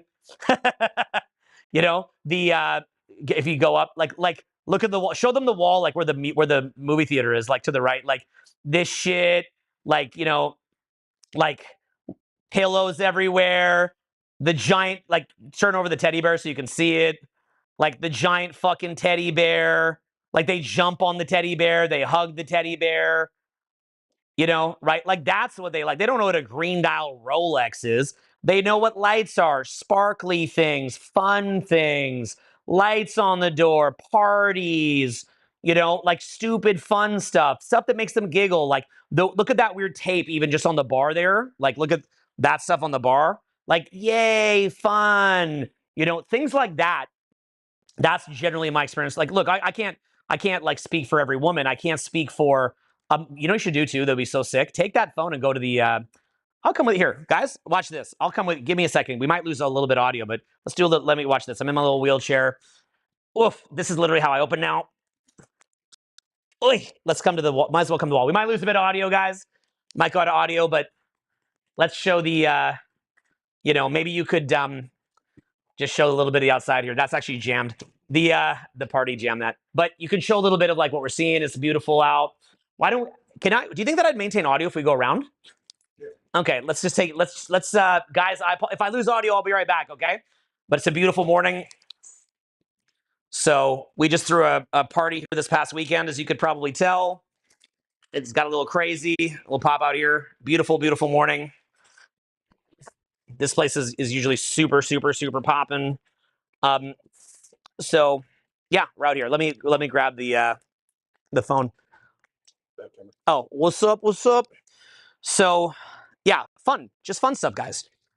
Fun. Okay, here, one sec. This is probably not that well on me, but give me a sec. This the wheelchair is always kind of a bitch. How's the audio? Did it work? We actually have audio? That's a fucking miracle. Okay, I'll pass this back to you because I got to squeeze through here. So, guys, here's how that relates to the question. Okay, here's how that relates to the question that he asked. Is he the Jordan fragments, or is he the cheap Jordans? Is he the black dial Daytona, or is he the green dial Daytona? Or better yet, is he the Timex? Right? That's kind of how you want to think about it. By the way, no joke. You want to see some legit shit. This party last Saturday, crushed it. Most of the time was just posted on that share. See, everybody writes crazy stuff on the wall there. Posted on that share right there. Swarmed the whole time. So sick, so fun. Got a lot of footage from it. We'll post it soon. On a wheelchair. Okay, so shut the fuck up if you think that you can't have social success. Just shut the fuck up. Okay? Shut the fuck up. Shut the fuck up. Okay? Now, let's keep going. Okay, just trying to entertain you guys. Okay, so how's our audio? Good? Did I pull out my mic or anything? No, I didn't. I got it. We kept it going. We survived. Okay. How'd you guys like that wheelchair shit? That's literally, I open like that on the street. On the fucking street. Okay? That's how we roll. All right, so, anyway, look. This is peacocking for men. No girl on earth knows. I've never had a woman know what a Rolex watch is, what the shoes are. God damn, a lot of guys who just want the fucking best come up. Damn, you got the fragments, bro? Damn, you got the green dial, bro? Woo! Woo! Woo! Okay, peacocking. Okay? And, you know, a lot of them are wearing a Richard Mille or Audemars Piguet, okay? And so on and so forth. And these are people who want the best. They want the fucking best, and they'll go out and they'll get the best, and they'll pay for the fucking best. That's how you want to think about this, okay? Why? It's like, let's look at your question. and I'm gonna imitate you, and this is really mean, okay? But I'm gonna try to show you how it sounds to me. So I went out, and I had some good chemistry, and no, I love you, bro. I'm just trying to show you how I feel it. And then it just went downhill from there. And first of all, it's like, how do you even remember that interaction? Like, I'm sorry, like I can't even remember like people that I would have dated casually for an evening for like in a successful manner. How do you even remember a rejection, bro? You got to have so many interactions, you can't remember them. I can't even remember people that are hitting me up now to meet up. I can't remember, let alone one that didn't pan out. But maybe you're meeting more people. I'm just guessing on that. But if the shoe fits where for anybody watching this now, in addition to that, I would also say you're just too available. You're too fucking available, bro. What the fuck? It's like, okay, I live here in LA.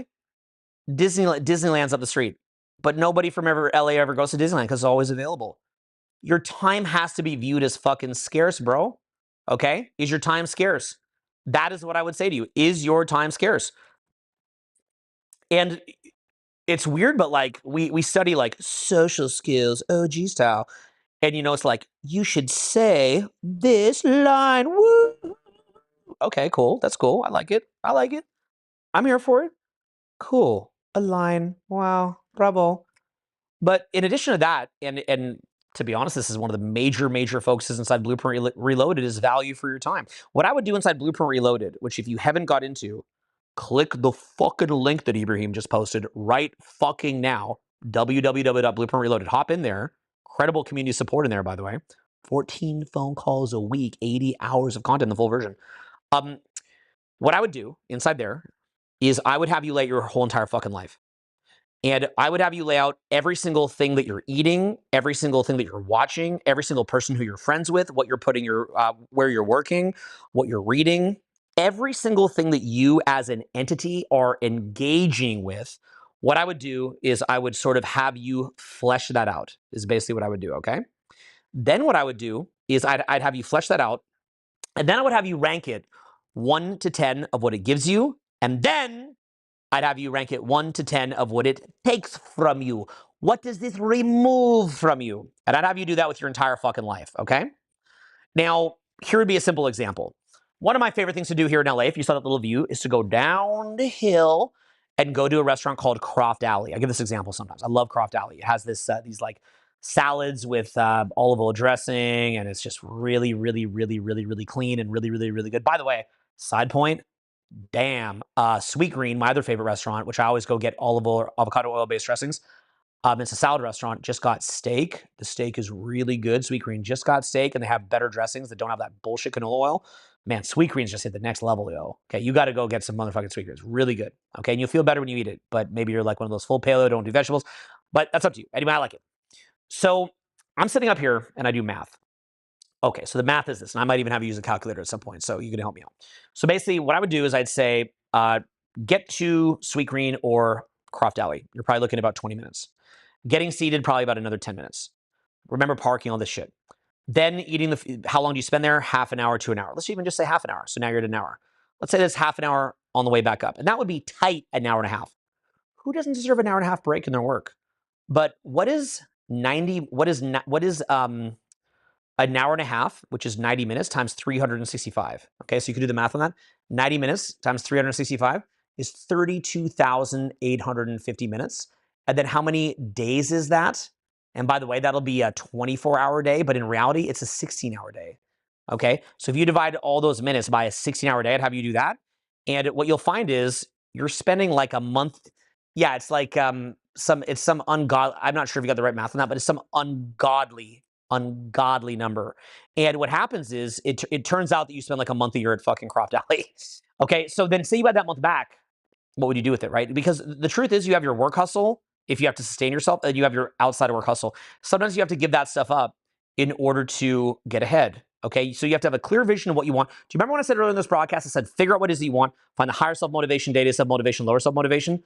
Then, look, here's the pattern. First, figure out what you're really fucking good at, okay? And again, all inside Blueprint Reloaded, we go all through this exercise base. We have 14 phone calls a week. I don't know if it'll be 14 phone calls a week forever. We'll probably take away the support at some point because it's expensive for us to do that. But the point is, like, what winds up happening is first we nail down with support from your phone calls. We used to do it in person seminars, 5K seminar, but now we do support from the phone calls, and we do a forum, and we get feedback from your friends about what you're good at and what would be a good purpose for you. You get feedback from people. Then what you do is you lay out what motivates you, right? Higher self, data self, lower self. Go through that. Then what you do is you look at how your time is being burned down. And then you say to yourself, are you aligned to that or not? And then what you honestly have to do is you got to figure out by what time do you want to get that fucking goal?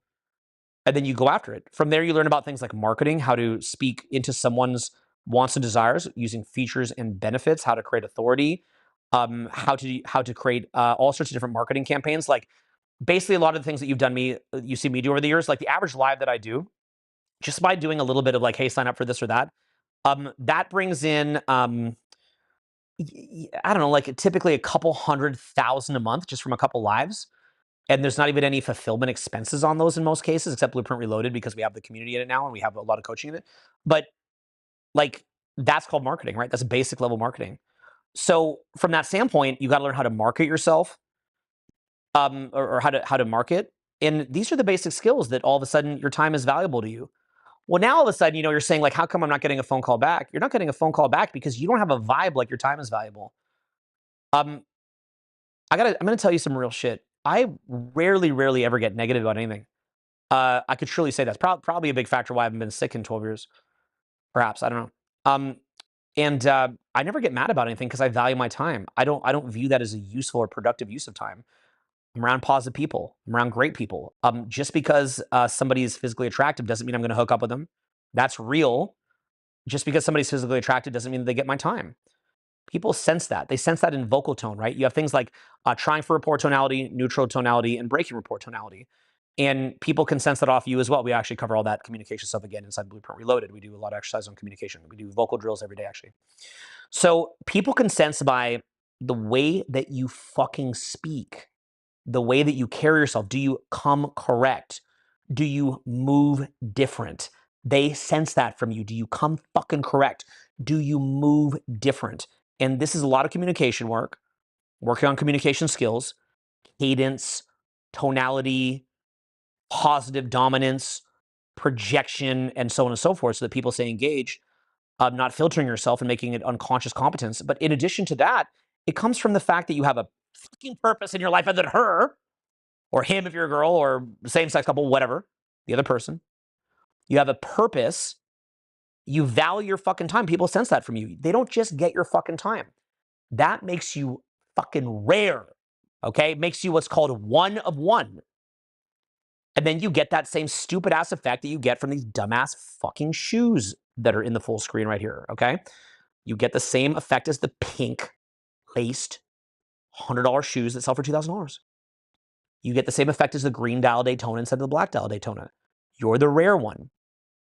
So everything about you has to be framing that. Look, I could show you videos of me in the Guggenheim Museum in New York, or you can go to the Guggenheim yourself. You can look up the Guggenheim website. Very interesting stuff.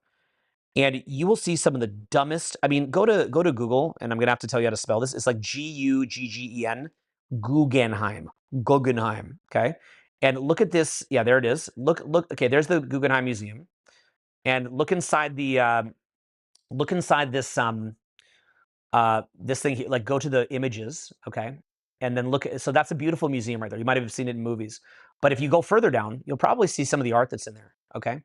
And just go down. We're gonna need to get off the building into the art. Okay, so just stop. Look at that one with the go back up a little bit. Look at the one with the little lips. Okay, look at this. So this dumb piece of shit, that by the way is actually very cool. Don't get me wrong. God knows. God only knows. And I could literally show you videos of me that exact same art exhibit. Took my children there. God only knows what that's worth. Imagine the millions and millions of dollars that piece of art is worth, okay? Like that rug. What is that rug worth? What? Look, go down. It gets even more ridiculous. Like, look at this. Like this wall of Raggedy Ann dolls, or I don't know what it is. Go down further if there's even more. Go down further if there's even more. This one here. Actually, that's a little bit more high-end looking, so maybe that's a bit more traditional art. But they had some more traditional art there that that I could see the value, but You know, like go up, go up, stop, down, and stop. Okay, like look at that harmony and dissonance. Orphism in Paris.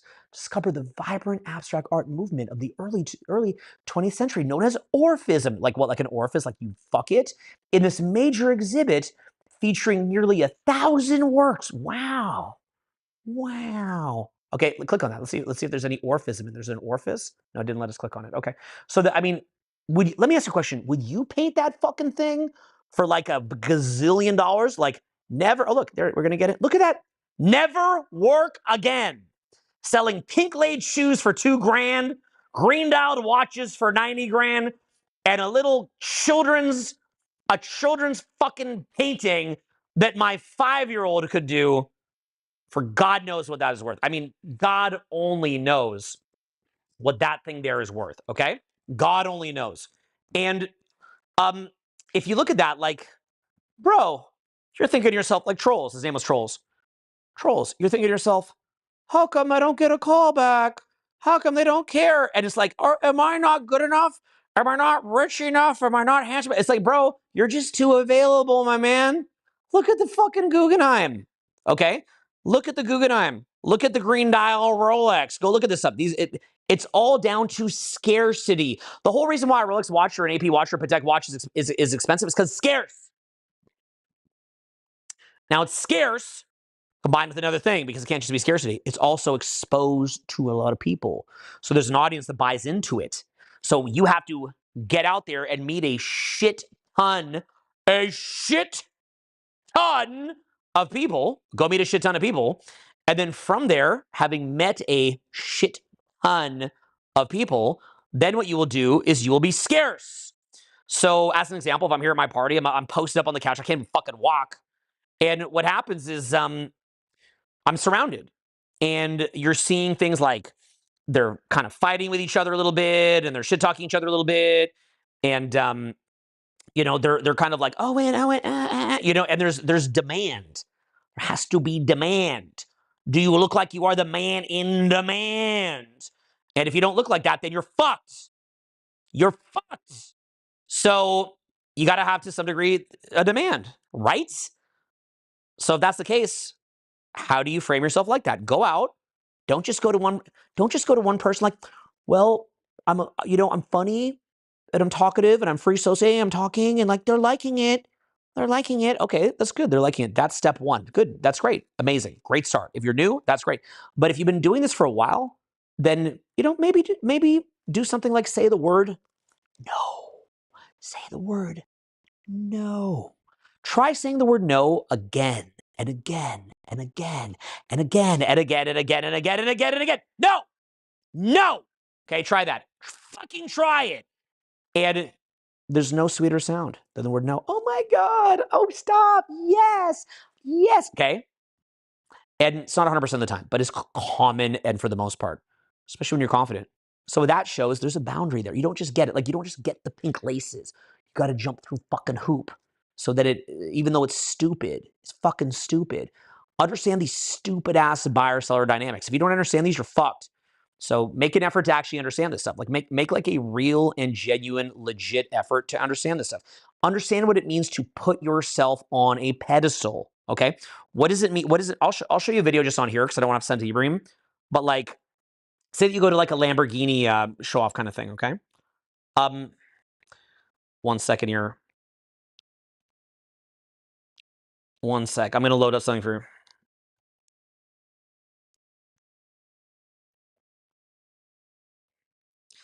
So the here, 1 sec. Watch this. I'm gonna show you what they do at Lamborghini. Okay. And this will show you how they do this shit. Okay. Watch this. Oh, look, I even have the Guggenheim stuff here. Almost Sid. Look at this shit. This is us. This is us at the Guggenheim. Exactly what you just saw. Same. Yeah. Look at that fucking black piece of shit. Okay. I mean, look, it's cool. I'm not trying to take away someone's creative art, but I'm just saying, like, look at this fucking thing. Millions. Look, we're in the Guggenheim. Same shit. Like, look at this thing. Millions. Okay. Now look what they do for Lambo. Okay. Watch this. see, is it in here? Let me see. Okay, I'll find the Lambo one's a little deeper, is like a little deeper into my files here, but I'll see if I can find it. Anyway, the point is, the way that they do Lamborghini, let's see if I can find it for you, is they do it like kind of how I do a free tour, where everything is based on like, ooh, let's ooh and ah over the new Lambo. Woo. Okay, and it's a nice presentation. I think they're very nice people. I'm appreciative. I'm an appreciative person. So what Lamborghini will do, let me tell you another tip. When you go buy a Lamborghini, okay, when you go do that, part of why you buy that is to network with other rich people, right? If you go purchase a Lambo, other rich people come and see you with the fucking Lambo. You see what I'm saying here, right? Like, okay, say that for example you go down to floor seats at like the Lakers, right? Like that's me floor seats at the Lakers. I'm sitting beside Floyd Mayweather. Okay, why would you pay money to go get floor seats at the Lakers? You'd pay money to get floor seats at the Lakers because of who you're going to meet in the fucking in the bar. Okay, because you have access to a private bar at the bottom. And what happens is you're going to wind up networking with people and closing them on high ticket things. Okay, so you can literally get somebody who might literally be ready to spend $1 million on a coaching service because you met them in the right place. You're wearing your stupid 100K watch, so obviously you get money, and then you just go down there and then you meet them. Look, this is basic level like how to get rich game. Okay, I'm not saying spend your last dollar to get floor seats at the Lakers, but what I'm saying is that's called a qualified list. Okay, so the people on the floor seat are pre-qualified, right? So you're looking for pre-qualification. Half of the way that you make money is called lead sorting. Okay, lead sorting. So you've got to be sorting for high quality leads. Okay, that's the first thing that needs to be understood. Okay, lead sorting. Now, observe what they do with Lamborghini. Okay, watch how they do. Watch how they come after your money here. This is this is crazy how they sell fuck tons of fucking Lamborghinis by doing this. Okay, here it is. Watch this. Okay, watch. And today we're going to reveal the newest Lamborghini, right there.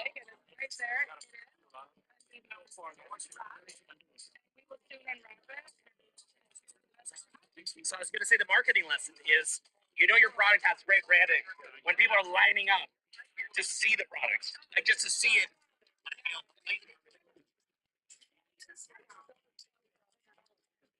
Now watch it. Let me show you what they do. Okay, this is fucking genius. Watch this. So as you pull in, okay, watch this. You're pulling in. What are you seeing here? As you're pulling in, you're seeing all these cool Lambos, right? As you're walking in. Oh, that's funny.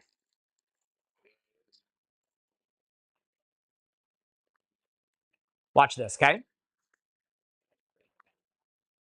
Then what happens is they unveil it.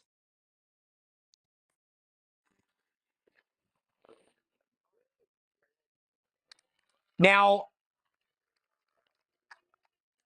again, what do you have? So you basically have a bunch of people cheering for a fucking car. For a fucking car. Load up the golden, and look, the cars are beautiful, and I'm grateful. It's called marketing. They should do it. Load up on YouTube the golden calf, Moses, okay? Go to YouTube, load up the golden calf, okay? Go to YouTube. We need yeah. That's probably it at the top. Let's see. That's probably an explanation. Needs these three key factors to get into an Ivy League or top 20.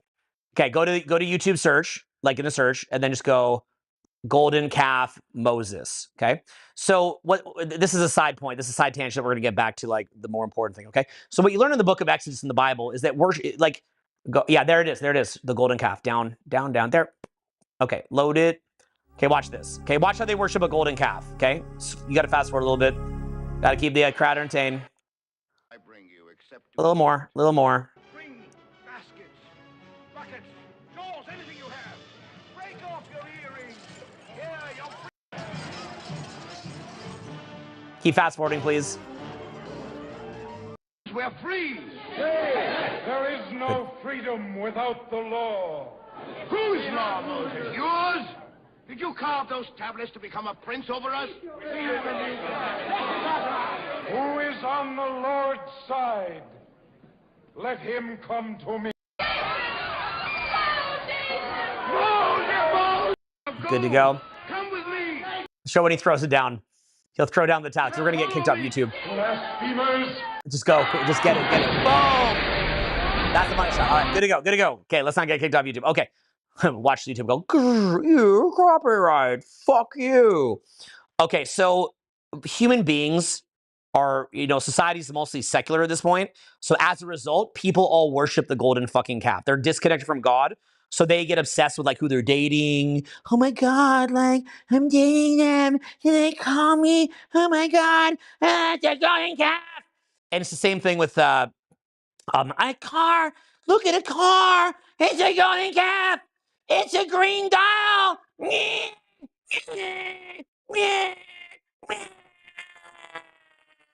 Because they have no God. They actually have God, but they're disconnected. So, and none of us are perfect at that. But the point is, like, that is what they do. Okay? That is what they fucking do because they're disconnected from God. So, as a result of that, what happens? They worship a fucking car. Or you. Okay? So why would you have children? Introduce them to spirituality so that they don't get obsessed with someone and go get pregnant or whatever. Okay? Now, look at the way that they handle that at the Lamborghini. Okay, so you get invited out, pre-screened audience, vetted audience. You walk by the Lamborghini, which is then framing you as Lamborghini is good. Everybody's there to see the Lamborghini. And then they go, dun, dun, dun, dun, here comes a Lamborghini. Now, that yellow Lamborghini, did they put a whole entire parking lot of Lamborghinis? It's available? No. Do they put it where it's not under a blanket? No. Do they put it where you don't have to wait and it's just available? No. So what is it that they're doing? They make you stroll your way in, and then you see the Lambos, it shows you the history Lambos. Then you get a little bit of food and wine. I don't drink wine, but other people drink the wine. And then you go and you wait, and all these other rich people that are pre-screened and vetted are there, and they wait, and they give a little speech, and the guy gives a speech, and then the girl who's there, she goes, this is the hottest, and she's great, by the way, she's a nice person, but the hottest new car is going to be the hottest car ever. It's the Lambo. Woo! Lamborghini, right? Now, I know what you're thinking. You're thinking, well, why would you have to do that? Lamborghini's an amazing car. Yeah, Lamborghini's hella fast. If you've been in them, they're nausea-inducing because they're so fast. Look, a Lamborghini, there's two ways you could look at it. You could look at it as the most incredible sports car, or you could look at a car that accelerates too quickly to the point you want to puke, could get you killed, too close to the ground, bumps on the ground, can't drive over anything, and makes a fart sound like that when it drives. It's the too low, nausea-inducing fart car. Or you could view it as the newest, hottest car. It's the golden calf. Forget about God. It's about your yellow car. Now you know who you are. You express identity through consumer preferences. Pink laces, green dials, and a yellow car. Forget about God. It's about multiple golden calves. You, sir, could be that golden calf. You could be the person being worshipped. And I'm not encouraging that because I think that's weird, but that's kind of what it takes in our sick society. But you haven't framed it that way. Look, you walk up, hey, good to meet you. Chode, chode, chode, chode, chode, chode, chode. I'm a chode. Hey. Hi, I'm a chode. Woo. Okay, I'm free to saying. Okay, I talk a lot of shit. I've been out in bars and clubs for too many years. I'm like someone who is good with competing stimulus. Okay, I don't care. I don't care if Leo's at the table. He ain't getting all of them, okay? And that's real. I used to go to One Oak all the time. That's real. Competing fucking stimulus. You can outcompete. Now, all you had to do, bro, was just spend a little bit of time on your social media and then spend some time on social media, get that down. Good for you. You did something. Then what you do is you create a container event. Now, I'm 44 and I got a crib in the Hollywood Hills. Do you think that I did container events in the Hollywood Hills for most of my life? No. We did them in hotels. We did them in apartments. We did them on the fucking beach. My buddy Marvin, who may be watching this right now, what's up, Marvin? Does card games with 5 people out of a studio apartment, and use your imagination of what happens there. It's a card game. He does a card game with these dares. It's like these escalating. It's like kind of like this game that he found in cards. That is kind of like at first, like it's like a little dare, and then a little more risque dare, and then a naughty dare. And by the time people are enjoying themselves that evening, it gets. I mean, it's like it's fucking crazy. I can't show this here, but I remember he had this. Well, anyway, we'll leave it alone. Just can you get a pack of cards? You can get a pack of fucking cards, okay? You can you don't have to have a giant Lambo factory.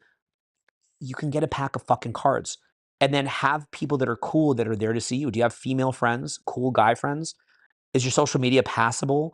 Do you have a cool offer or a good invite? And then they can come and just like you going to the Lambo thing and then unveiling the Lambo, that can be like your time and attention. And then people value it. Now, I know you're going to say, I refuse to do it. I refuse to play ball. I understand. I get it. I feel that way sometimes. Why do I have to do all this? I go to Barnes & Noble. I've read every book. I've traveled all over the place. I'm an outdoors person. I love people. I'm a good father. I work so hard. I love everybody that I serve. Why do I have to put on a song and dance? Well, if you would choose a Lambo over a Honda, then who the fuck are you to complain about it? If you would choose the green dial over the black dial, maybe you wouldn't. But you know my point? You just take the point rather than nitpicking it.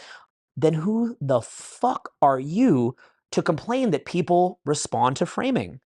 So take some fucking time and learn a smidge about framing. By the way, best place that you could learn that is Blueprint Reloaded, where I actually pull people up and then show the way they're framing themselves. Get into Blueprint Reloaded, make sure that you do that. And then we also give community support on that. So Blueprint Reloaded has about 14 phone calls a week. And what happens inside there is that you get ongoing feedback and you get a lot on communication, but we also get a lot on container events, social media, and framing. You need feedback.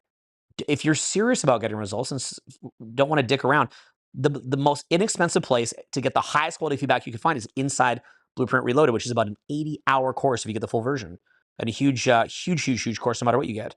So get inside there. It shows all of that to you. Smartest idea that you could do. Definitely do that. You could start that immediately. If you'd also like to make it out to an event in person, well, again, this is a really big live, this is a very huge live today, coming up on 1,000 people watching it. Self-help free tour. I'm doing free events in Denver, Los Angeles, Charlotte, Atlanta, Nashville, Portland, and Seattle coming up. Later in Honolulu, Chicago, New York, Boston, Philly, DC, Austin, Dallas, Houston, possibly New Orleans. We have it listed. We'll see. And then we're going to do Phoenix, San Diego, San Francisco, Miami, and Orlando. Okay, so make sure that you hop into Self-Help Free Tour, get on there. You immediately start getting bonuses and OG content sent to you the second that you get in there, things that you've never seen. Okay, so hop into the Self-Help Free Tour. Okay, I'll see you in Denver this upcoming week. It's gonna be sick. I'm really excited to see you in Denver. Okay, now I'd recommend that you do that ASAP. But if you also want the very best lessons from that, you can also hop in here. Higher Purpose Program has the best lessons from the free tour. If you can't make it, but really meeting me in person and getting my feedback and the networking is amazing there. So I'd recommend that you fly in for it. The LA one's actually gonna be 3 full days, but any of these are gonna be awesome, okay? But if you just want the lessons, Higher Purpose Program, you can do that, okay?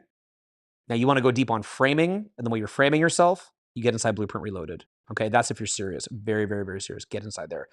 Don't cheap yourself out. It's inexpensive. Get your ass in there. You'll thank me later. It's the best program online. Point blank period. Program I used to charge about, or it was a seminar I used to charge about $5K for. It's inexpensive. Hop in there, okay? Blueprint Reloaded. Now, we're going to keep going on X. So this is X Spaces. And what you're going to see right here, we're on X Spaces right now. We're actually getting into a couple hundred people that just started following me today. It's a brand new thing. Brand new thing that we're doing on X Spaces right now. We've actually got, it looks like we have 625 people watching me on X right now? Bro, that is so fucking cool. That is so fucking cool. That is fucking cool. Guys on X, thank you. If you've never met me before, I'm a weird, look, I know I'm fucking weird. This is a weird way to meet me. The background why I'm so wacky like this is I've been going out to bars and clubs for something like, I've been going out to bars and clubs now for, I guess it would have been, 20 years, and I'm really good with competing stimulus, okay?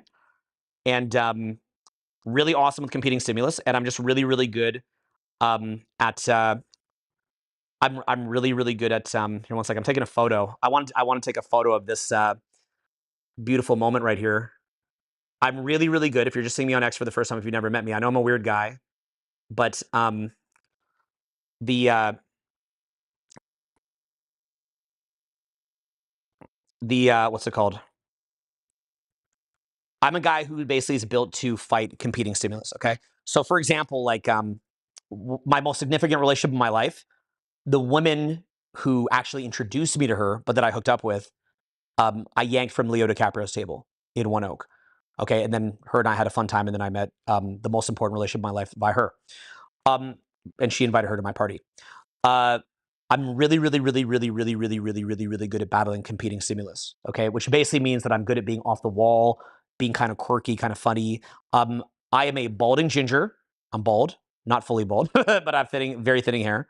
I have back hair. I have pot belly. Sometimes I have some man boobs.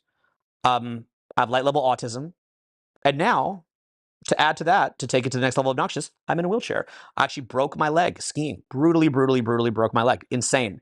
Do you have the video of like the what my leg looked like right out of the surgery on that computer?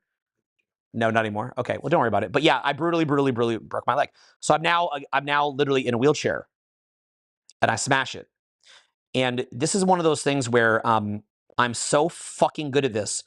I'm so fucking good at free associating, and I'm so fucking good with the social skills that I teach it. Okay. If you'd ever even like to get on an infield training with me where I would show you how to build social skills, shoot me a DM, Owen Cook on Instagram. Okay.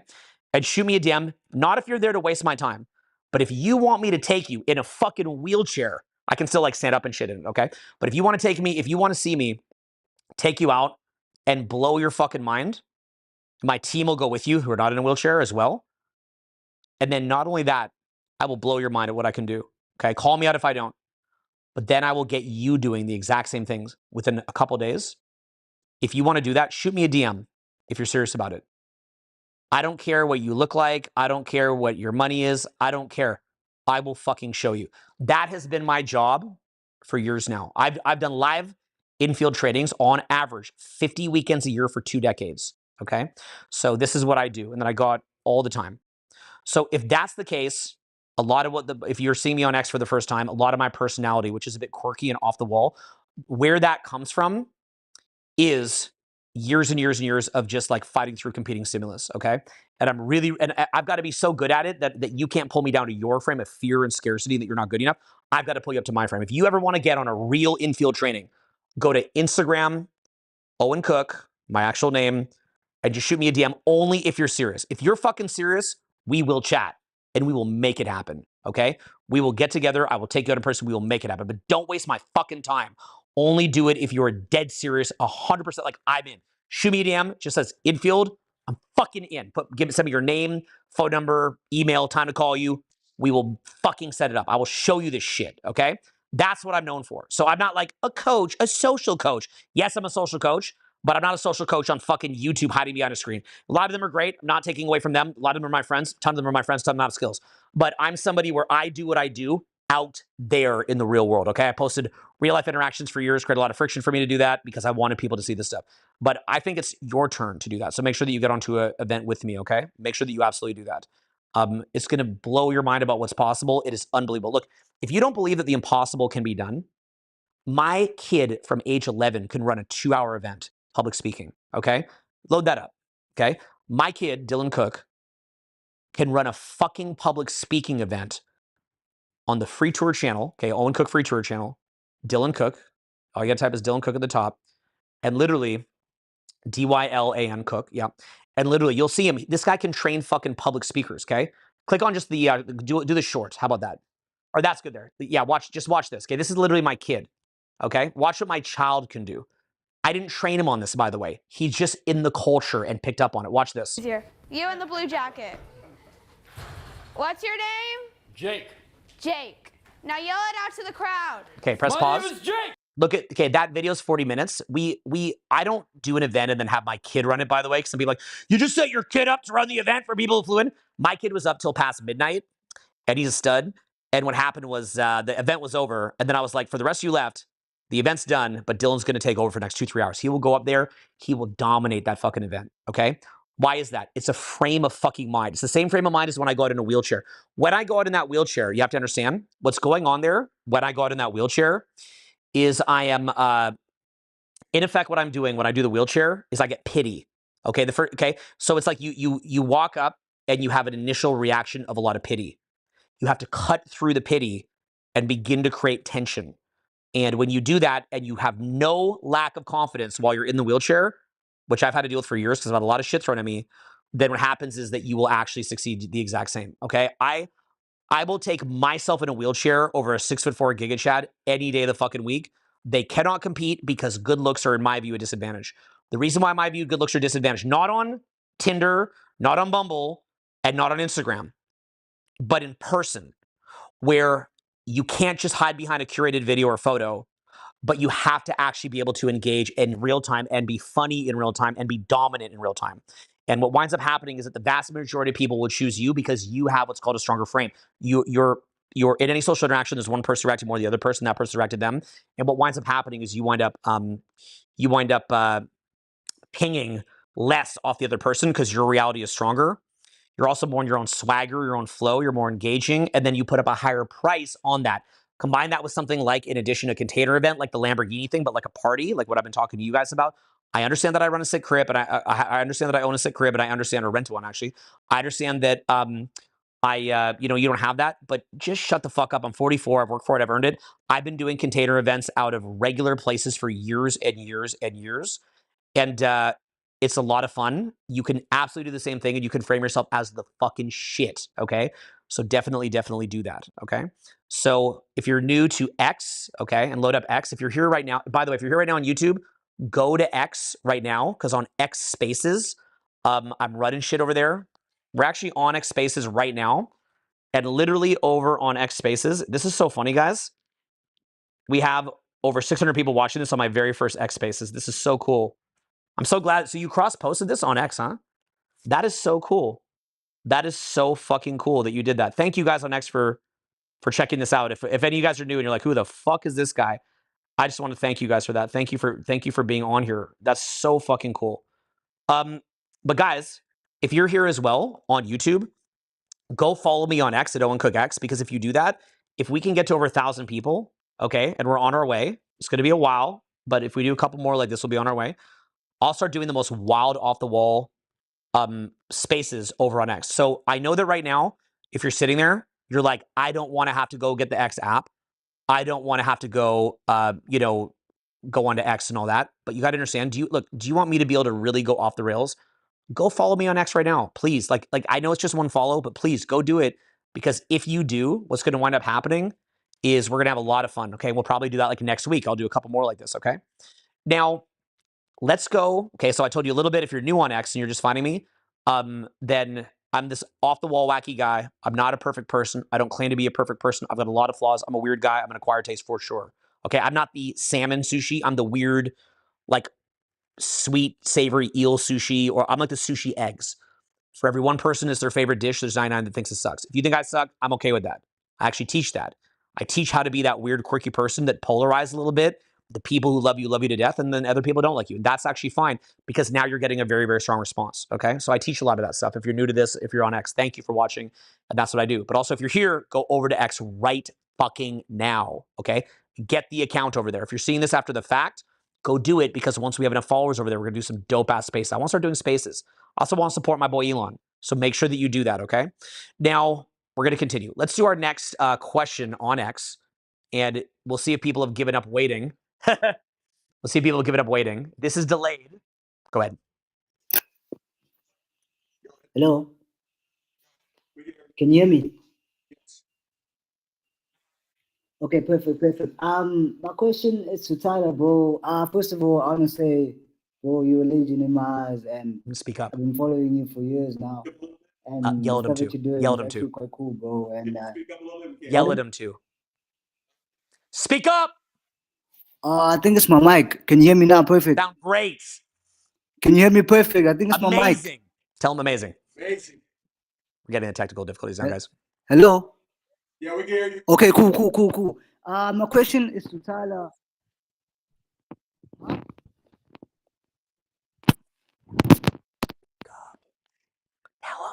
All right, we can't hear you. Actually, I think your mic is disconnected.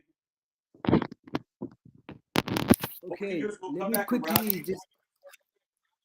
We'll come back okay, around. no problem. Just put your mic, and then we'll come back around to you. All right, next person. Sure thing. Sounds like he was ready at the end anyway. Sure thing, no problem. The mic is fixed. Let's go. Okay, cool. LFG. Tyler, what would you say is the best strategy to go towards self development?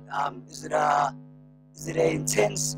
Should it be an intense journey of like non-stop work, of doing different things and covering different aspects at the same time, or should it just be an intensity of just like doing aspects of money? Okay, brother, I'm going to put you on pause. I'll put you on pause. Pause. So, brother, I'm not being rude. What happened was, pause. In this live, we did one of the sickest answers on what you asked. Your question was, should you just go ham on work or not? You're probably logging on now. What I'd like you to do is I'd like you to watch the live that I'm going to repost on YouTube. I did a great answer on it.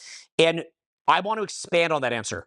There's a lot of people in their early 20s who both want to go do improving their social skill, we'll call it.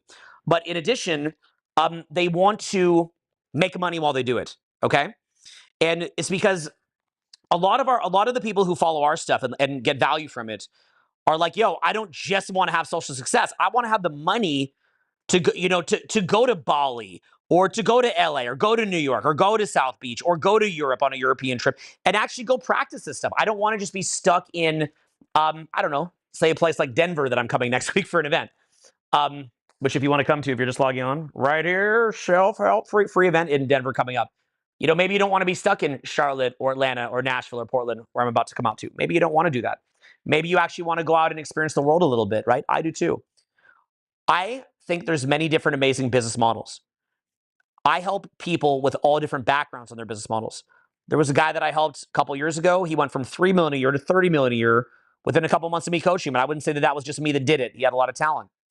But nonetheless, while I'm able to coach people in a lot of different business models, if they're already in it, because I can show them a lot of stuff, what I can't do is I can't always tell you from scratch what that niche should be. There has been a lot of teachers who do, and I'm going to look into that to give suggestions of business models. But I don't want to, I'm open to this in the future if I had better models. But currently, I don't want to be like the drop shipping guy, and by the way, stuff like that is probably awesome. I don't know. I don't know enough about it. So I don't necessarily know every single model to do. But here's what I do know. I know coaching, and I know the information marketing industry top to bottom. And I actually help to grow a lot of the biggest people in long form content. Huge people, and in some cases, the biggest of the biggest. Sometimes you might even have a platform that we're on right now, somebody who I've helped. So from that standpoint, here's what I would say to you, okay? My personal thought is that the information marketing niche is just growing and growing. It's fucking sick.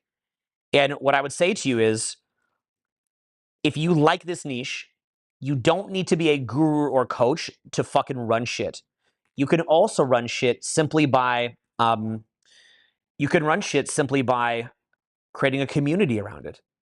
Like, as an example, you could make a Facebook group or a Telegram group and participate in other communities and build your own community. And then you could bring in other experts, right? Like, believe it or not, I could do not as an expert, but as a participant, a fitness community. I could literally build a fitness community group. Not because I'm the guru. I'm not, right? Someone will probably clip that and say I'm lost my mind. Thinks he teaches fitness now. I'm not saying that. My point is the opposite, in fact. So if anyone ever clip that, fuck them. But the point is, I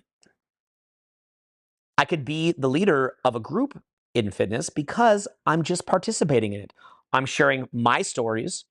I'm sharing my experiences. I'm participating in it, and I'm building a list. You got to understand, like, for a lot of businesses, something like 85% of the business is lead acquisition. What's the difference between like Beyonce fucking Knowles and a regular singer who's just good at singing? It's her list. She has a huge fucking list. That's it. I know incredible coaches that have no list.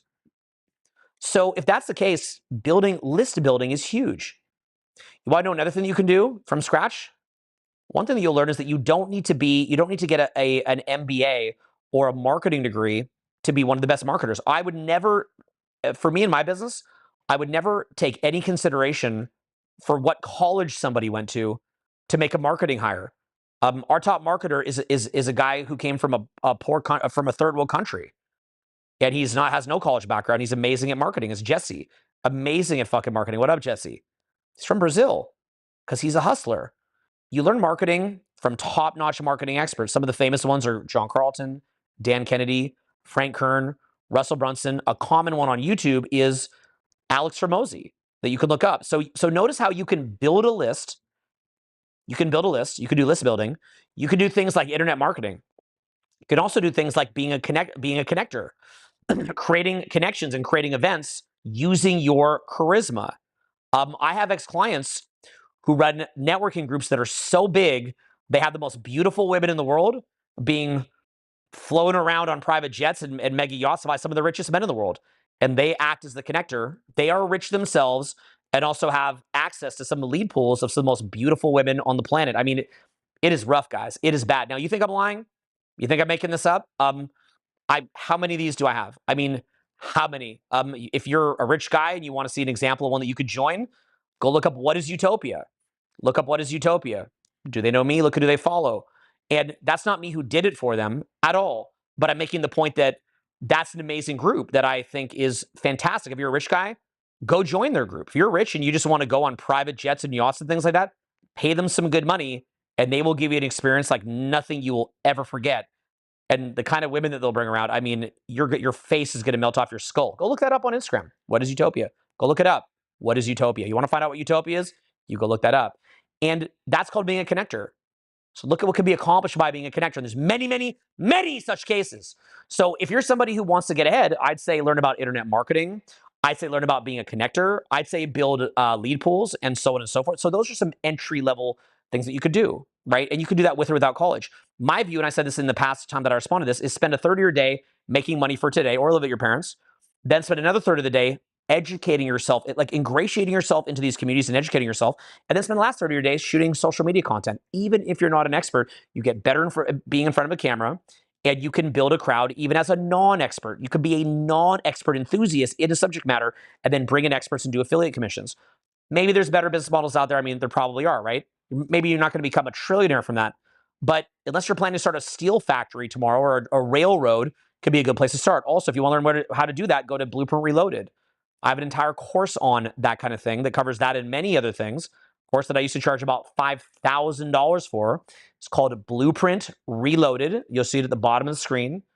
And what winds up happening, okay, we're going to post it right there. That address right there, that's about a 5K seminar that I used to do. It's actually inexpensive to jump in there now. And it has 14 support calls a week. That'll fluctuate, but it has it temporarily for now. And the full version has about 80 hours of content. It's all about this kind of stuff. It's amazing. Hop in there. You'll learn more about it. But what I see is people that want to live the life. They want to go travel and work on their social skills and date different people and make different friends. And they don't want to just sit at home. And I get that. And if you're seeing videos of me riding around my family and having fun or fun with my boys and my friends, as well as my boys and my sons in different environments, different cases. Well, if you want to do that too, I'd suggest getting involved. Go into Blueprint Reloaded and get involved with it. It's inexpensive. Hop in there. Look, even if the fact there's like an 80-hour course in there is amazing. It's the best course I've ever created. But let's take it a step up. Even if it was just the support system, like just the phone calls and the group, it would be worth it. I mean, it's inexpensive. So hop in there now. Like if you value yourself, hop inside Blueprint Reloaded right now. Just go fucking do it, okay? Just fucking do it. And then go and in there, what we talk about, and we talked about this earlier in the live, look at your time and the way that where your time is going, and you will fucking crush it. Okay, I gave a formula earlier in this live about that. Thank you for asking, brother. That was great. Let's go to the next question on X. And if any of you are live right now, by the way, if you're enjoying this and you want to come see me in person, also for free, Self-Help Free Tour, by the way, if you could just go to that. Self-Help Free Tour is coming up. This is just a really, really, really huge live. Self-Help Free Tour. These are the upcoming cities. Make sure that you get signed up. It's a free event. If you want just lessons from Self-Help Free Tour, because you can't fly, I'd recommend that you fly the fuck out, network, and meet me in person. We'll go out at the end of the night. But if you want to get the main lessons from it, go inside Higher Purpose Program. That's the main lessons from Self-Help Free Tour. Let's go to, right now, why don't we go hop on to, let's go hop on to the next spaces over on x.com. If you're watching this on YouTube, go to x.com, Owen Cook X. Hey, Owen, hope X. you can hear me. I hear you perfect. So, yeah, I've been here since you've started this whole thing. Everything you've went over, it kind of just summarizes my whole journey. It's really humbling to just hear you talk about it now because I kind of feel like I went full circle. Mm-hmm. My question is, where do you kind of see all this? Like, what's your kind of end goal? Like, what's your current experience with reality to help me like kind of understand where I'm headed? You know? Okay, so you're looking for a meta level frame. So in other words, what you're saying to me is, Owen, I'm making the money, or maybe you're trying to. Owen, I got the social results, dating results, networking results, making friends. I'm an ambassador for my brand if I have one. Owen, I've worked on trauma release. I've let go of trauma. I'm more present in the moment. I'm doing meditation. Owen, I'm eating healthier food. I've got energy. I'm becoming a better communicator. I've got the money down. I've got travel down. Owen, what does it all fucking mean? And what I'd recommend that you do is go look up a video called Truth About Success 2024 or 2023. You might even want to load that so you can show people a little bit about it. But it's a very, very profound video that talks about the meta frames. It's Truth About Success 2023. It's this video right here. It runs about 3 hours. You can click on it for a moment too. Runs about 3 hours. It's right there.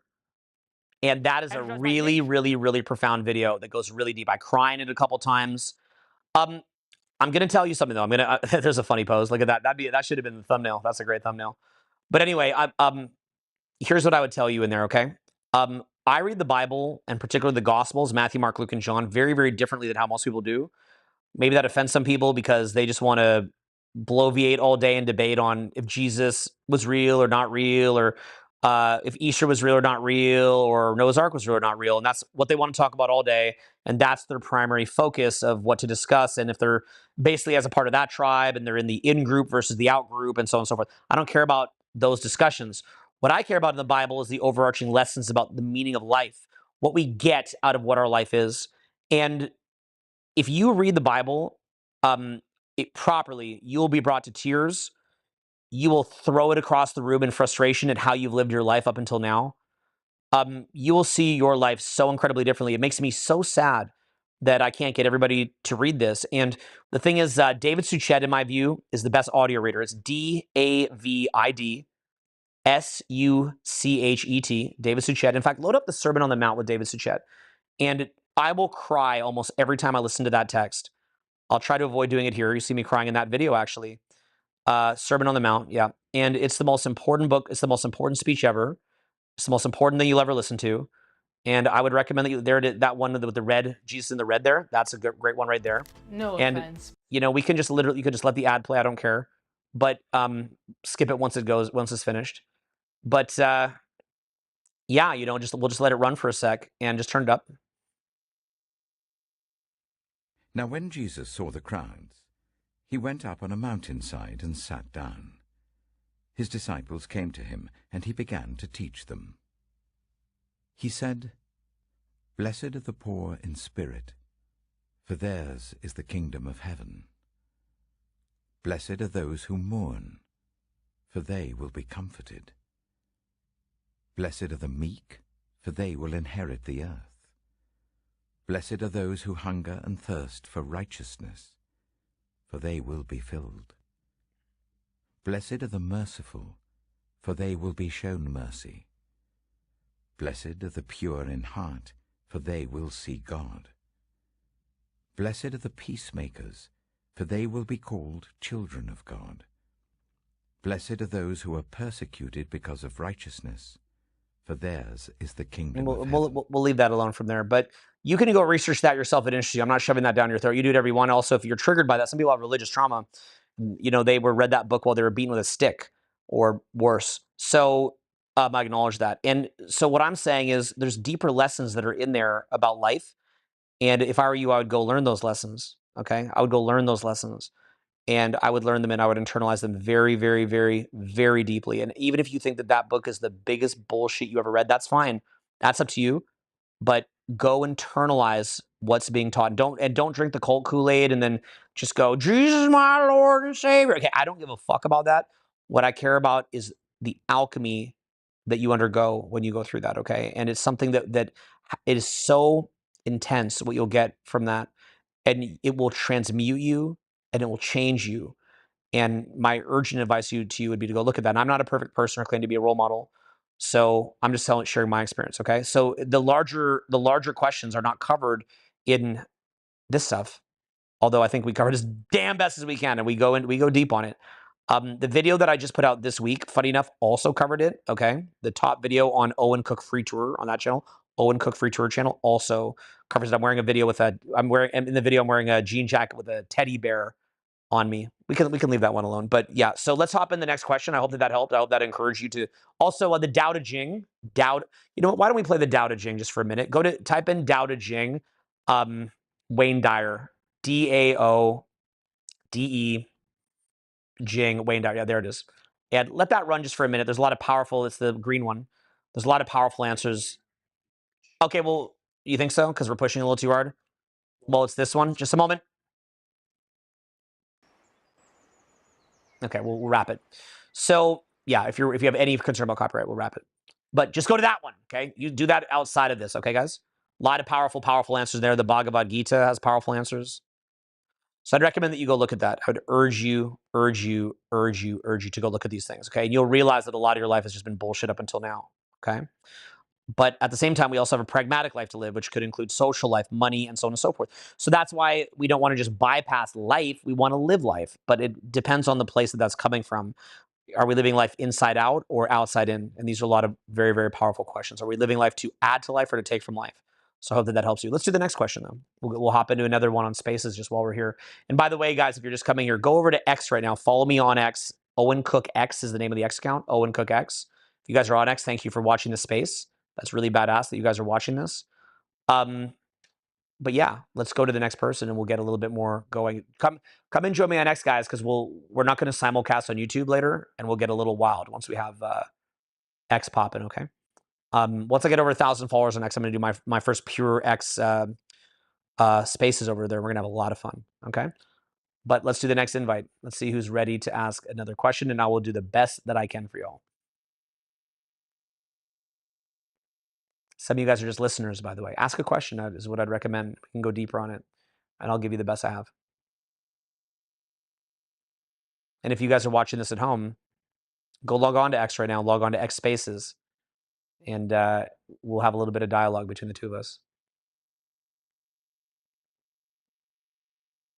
People get shy sometimes. We have about almost 2,000 people total between X and you're watching us, but people are afraid to go on there. Or is it a technical difficulty? Is Truth Bomb able to ask a question, or is anybody ready to ask a question? Jonathan? Got to unmute, guys. Cryosite Gaming. Let's get a little bit of Q&A. Otherwise, I'll move to the next topic, by the way. But I'd love to actually be a little bit engaged on here. I know it's our first time doing it. That's why we got to get more people following before we do a purely X space. And then you guys watching on YouTube right now, x.com, Owen Cook X. Okay?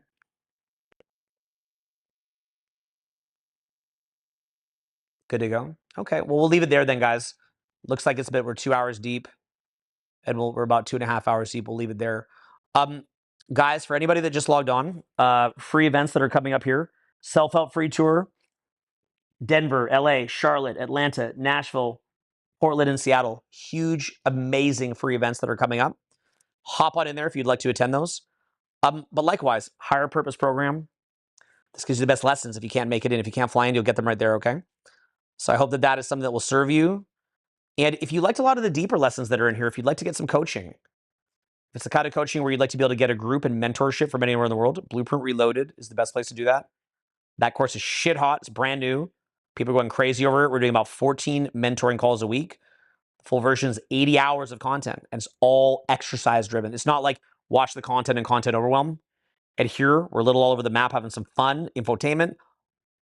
Inside Blueprint Reloaded, what you'll find is some incredible focus content, okay? So I'll see you inside there. And also, if you'd like to go hit the field and you want to see me do my thing in the field, shoot me a DM on Instagram, Owen Cook. And what's going to wind up happening is you're going to come out with me and we're going to go hit the field really fucking hard. And it's going to be really fucking awesome, okay?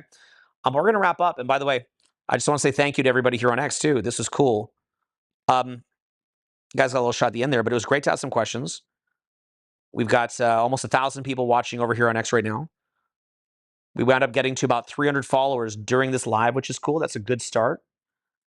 And also, but go grab the app and we'll leave the replay of this up. And if you're watching this on the replay, make sure to go grab, to go hop on here, and then we'll wind up doing a really wild space as soon as we get to over 1,000. Okay, guys? Thank you guys for being here. 7 a.m. in the morning. We're going to wrap up. This was a lot of fun to do this for the first time. This was so much fun. Thank you so much. Thank you for being here. I love you very much. Excited to meet you in person. Excited to talk to you. Excited to work with you. And I appreciate you. And, you know, the world is kind of fucked up right now. We know that.